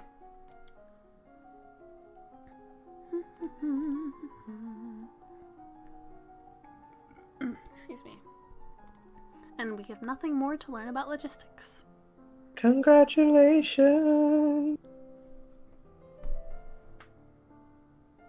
This is the week of the general tournament. Nobles and commoners alike have turned out to compete against each other. The people will be pleased if you participate in their games. However, it would expose you to danger. What event? Blah blah blah. We don't have enough skill at any of these. But, you can do well in all of them, but with music, you can win if you have high enough skill. Which, if you do that before the Angel of Music ending, it already implies that she's a truly exceptional musician. I guess I'll just watch from my tower. Trying to make us all without her. Oh, go ahead. You took my job, my one job. The tournament goes on without you. After the tournament, a minor tragedy is revealed. One of the stewards apparently had an incredible sweet tooth and dared to steal a piece of your recently received chocolates. He had a sweet tooth. The chocolates were poisoned. Dun dun dun. When you ask questions, it turns out that the merchant house which supposedly sent you this present never existed. Someone has tried to kill you, but you don't know who. If Elodie is exceptionally cruel, she'll just get a thing saying, well, I'm glad it wasn't me. Wow. So that's the thing. We are visiting the treasury all the way through the rest of the fucking game. Okay, I don't have to worry about what I'm doing for the weekend. I don't have to think about it. I mean, can't you technically do like something else that boosts your willful? Because as long as your willful is boosted, Well, because it's it, gonna be it the might mood, right? it might mess with the other ones, and whereas the treasury only keeps willful boosted. Yeah. Okay. Okay. Herbs and more battlefield medicine. Yes. Okay.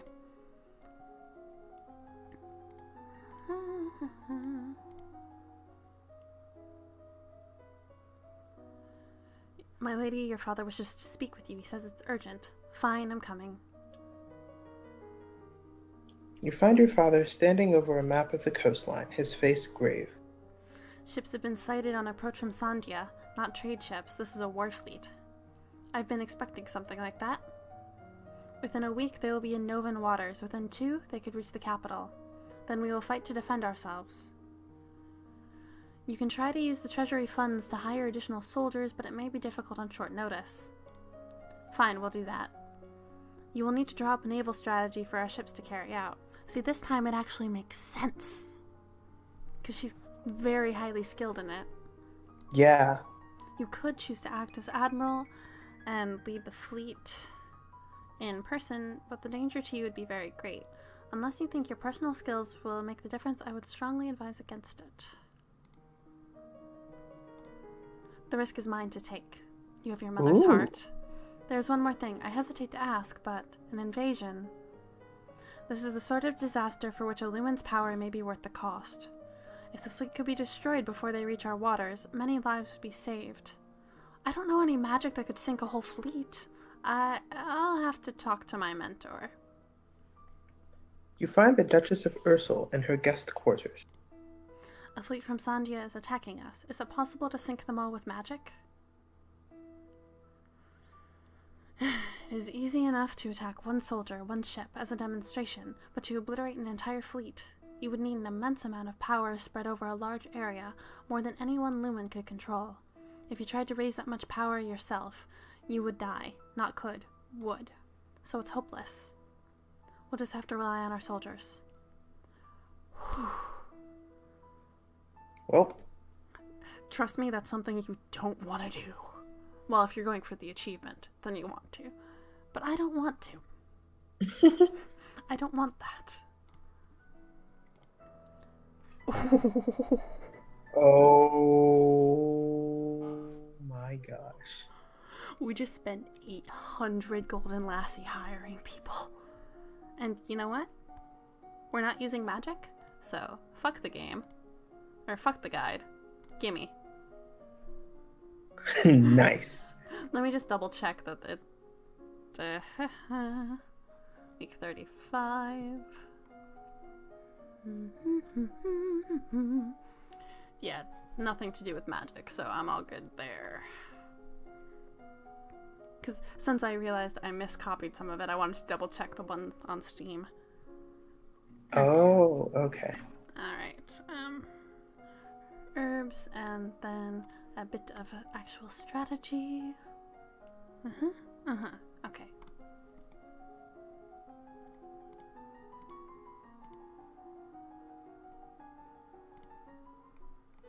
Okay.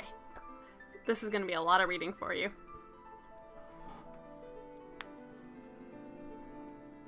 Tabi, hello.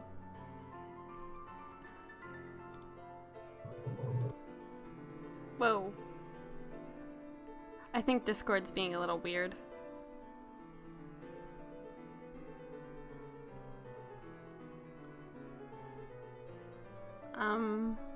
Hello?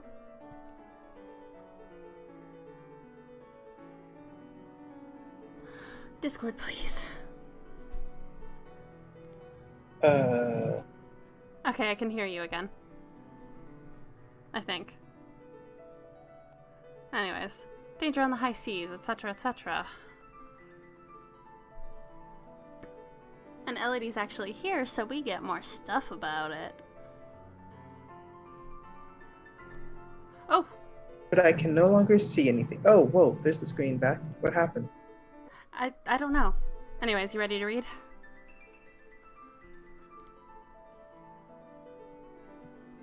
All right, I guess it's back. Yeah. Oh, Discord, please. It cut you out for a second there, but yeah, danger on the high seas. Okay.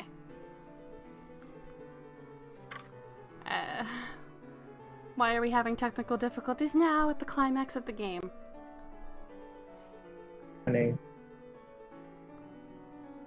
I'm gonna back up a bit so that we're not stuck with the dramatic music while we try and sort this out.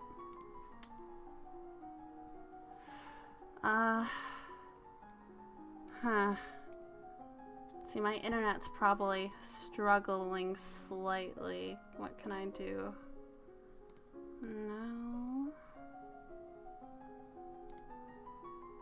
No, that's not what I wanted to do either. Hang on, I'm gonna set it up with slightly lower quality, because you should still be able to read it. And then it won't lag so much. I hope. Okay, can you still read that? I can read that. Let's give it a go. Okay, cool. Alright. Danger on the high seas. Ships close in on each other, angling into range.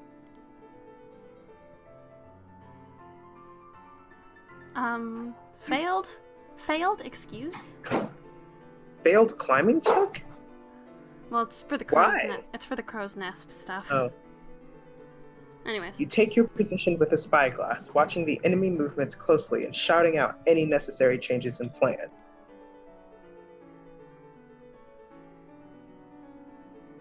The Shanjians outnumber you slightly, but it could all come down to strategy, something you happen to be very good at this time. Yes. Your skill in long-range magic makes you as effective as a cannon, and more maneuverable, but there are far too many ships for you to take each one out individually. The eventual. Oh, here. You can read it. The eventual outcome is a hard-fought victory! Woo! You have repelled the invasion fleet, driving the survivors back across the sea. You and your sailors are heroes, and Nova is safe once more.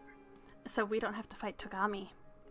I think we might have sunk Excellent. him. I think we might have sunk his ship. Excellent. I mean, I liked fighting him, but excellent. Yeah. Oh. Oh. Well, oh, the National Treasury? Well, we don't owe them any gold, just a bit of silver. That's nice, I guess. Yeah. And you know how we're gonna get out of this hole? Because I do. Elegance and presence. Do.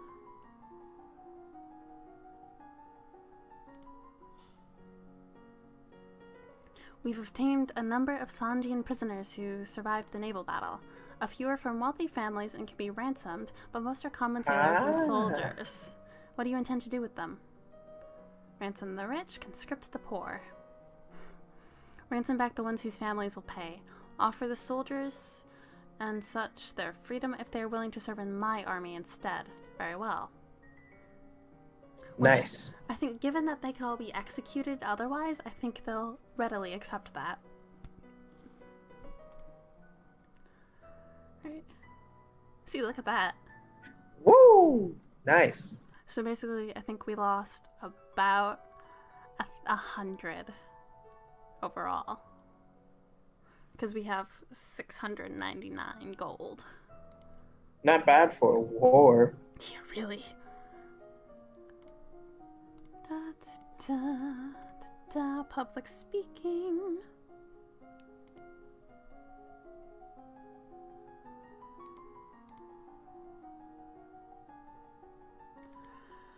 Okay, what's this? I have a question. Hmm? Is it possible for you to die between winning the war and your coronation? No.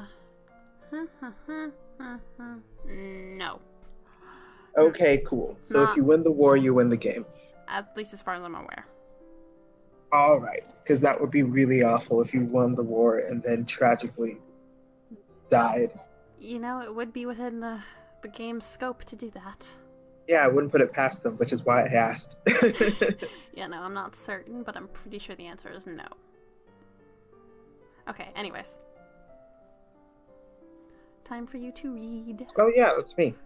Now that the issue with the prisoners has been dealt with, an enormous festival is held all over Lampsey Island to celebrate your victory over Chandria. People are hanging your portrait outside their homes and decorating it with flowers like a shrine. Everyone loves you. Okay. At this point, it doesn't matter. I'm gonna let Elodie do something else. We're going for a walk. And we are staying cheerful. Because, god damn it, I've had enough of looking at that treasury screen. Alright.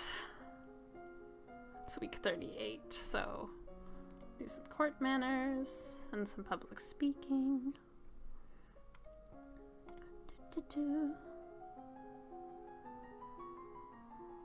And we have maxed out court manners. We have almost maxed public speaking to the point where it's not even worth doing another class. Time has slipped by you so quickly. Only 2 weeks remain before your birthday celebration. And your official coronation as queen. Have you done enough to build a stable nova? I think so. Are you eating something? My roommate is, yeah. Ah, fair enough.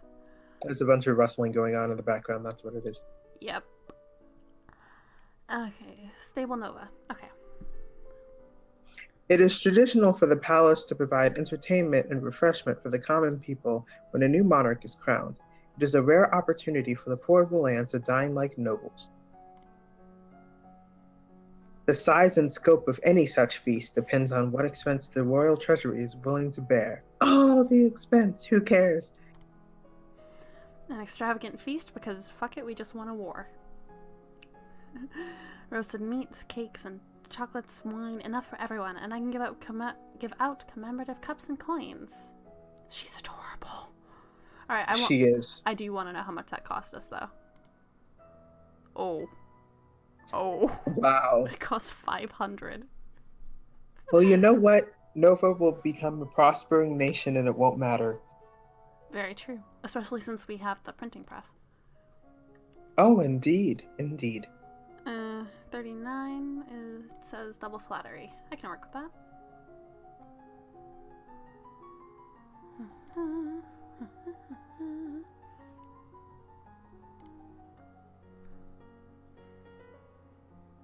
The castle is buzzing with preparations for your upcoming coronation. Ministers press you with details for your favorite colors and flowers and so on. You really can't see the point of wasting your time worrying about decorations when there's so much else to worry about. Fair point. Yeah, that's how I live my whole life. Others are more interested in the subject of your marriage. Whomever you decide to marry will be elevated to the highest ranks of the nobility, which could mean a major shift in the balance of power. Therefore, everyone is talking about the top candidates, even though you are under no obligation to marry so young. Talarist, the Duke of Sedna, is one option, or Talarist or whatever. Certainly he expressed interest in marrying you earlier. Your union would bring stronger ties to the domain of Talas and improve the situation along the Elaf border. Then there is Banyan, the Duke of Marie, a powerful and eligible noble, only about 10 years older than you. Only. It could be worse, I guess.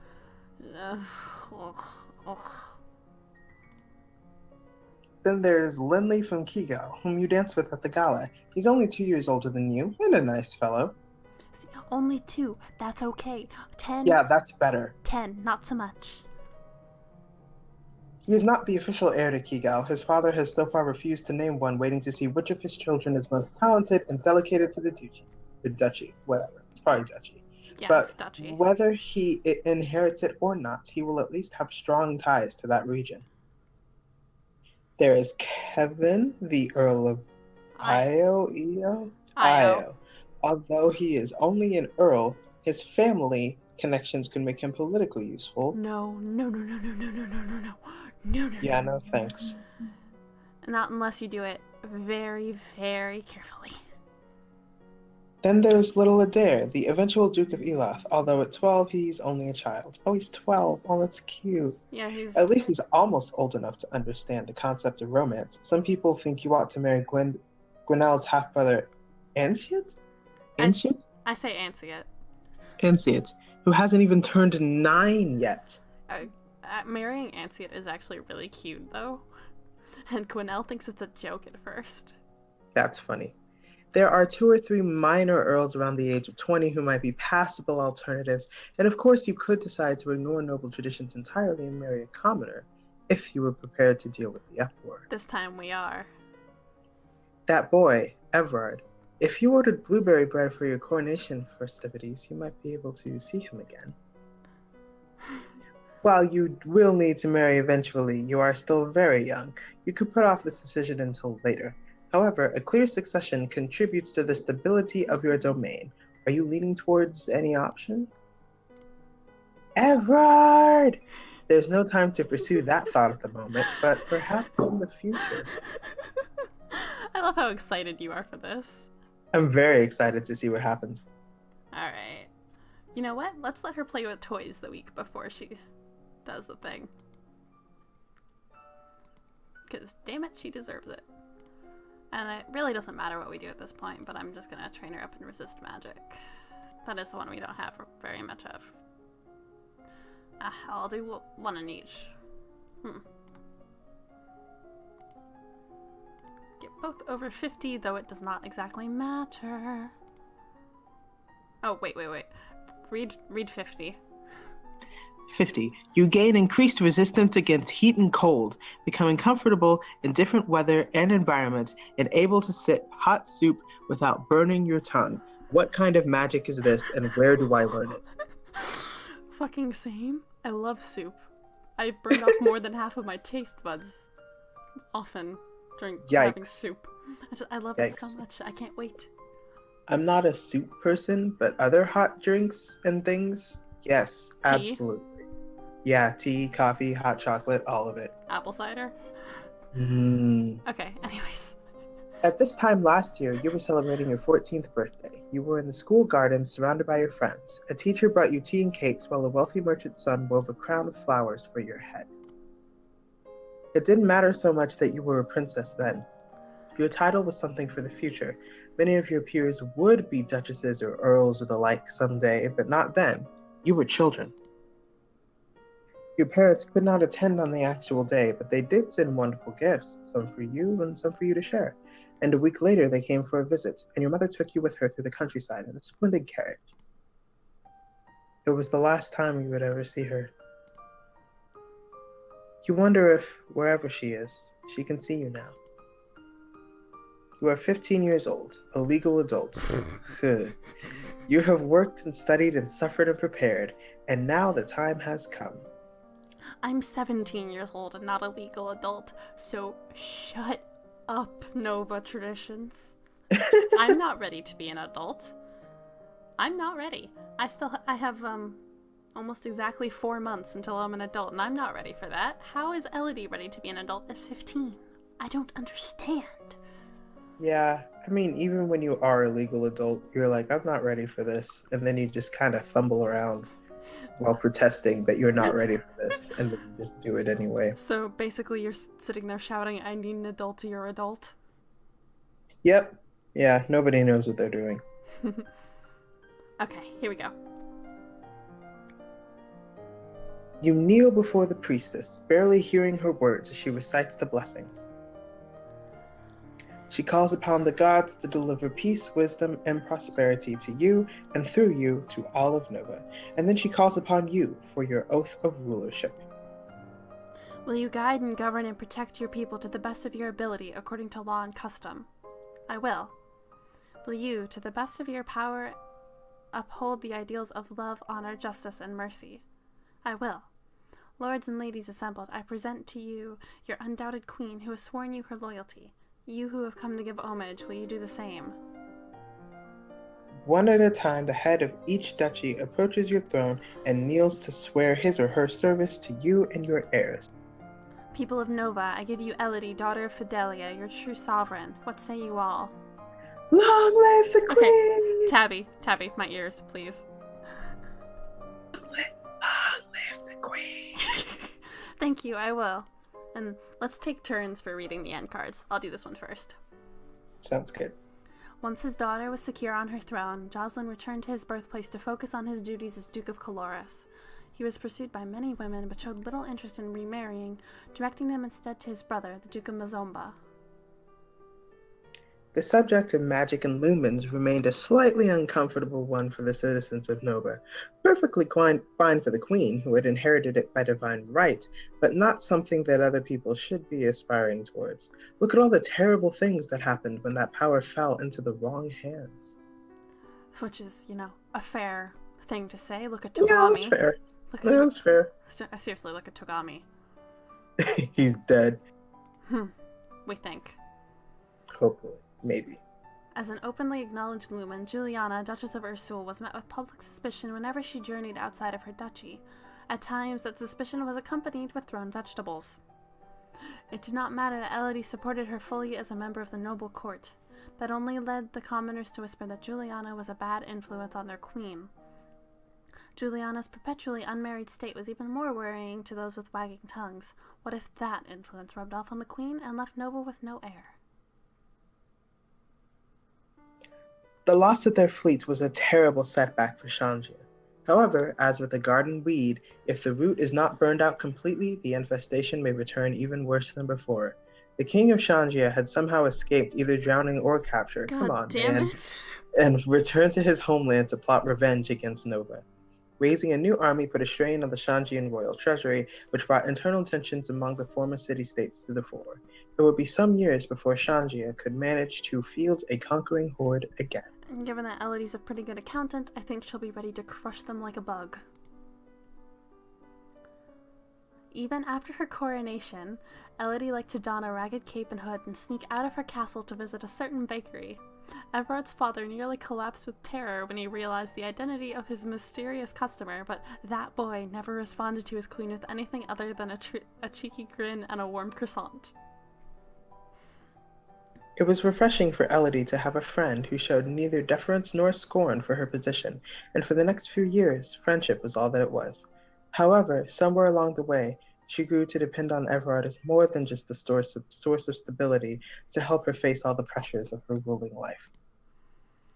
After all the struggles Elodie had faced to build a secure and stable Nova, did she not deserve some happiness? She decided to set propriety aside and follow her heart, and anyone who objected was not invited to the wedding. You go. Elodie and Everard had 3 children, whose tearaway antics set noble fingers wagging about the trouble with mixed marriages, but the queen loved them all. The invention of the printing press sparked the beginning of a new age of literacy and knowledge. No longer were books the sole preserve of the noble and the wealthy. Now, information and ideas could be easily passed from one place to another. As the birthplace of this invention, Nova was at the center of a storm of change. The young Elodie always had a way with words, and that would serve her well. The true background of any war is in the hearts and minds of the people, and thus Queen Elodie's legacy stretched into the future. Holy shit. Woohoo! You did it. Congratulations. And I won the naval battle. Ugh, man, that was, 4 hours? Yeah, almost. Whew. Well, thank you for helping me. I think I wouldn't have a voice anymore if you hadn't. No problem. Rest up. Honey lemon tea. Yeah, the stream on Friday for Confines of the Crown should be interesting.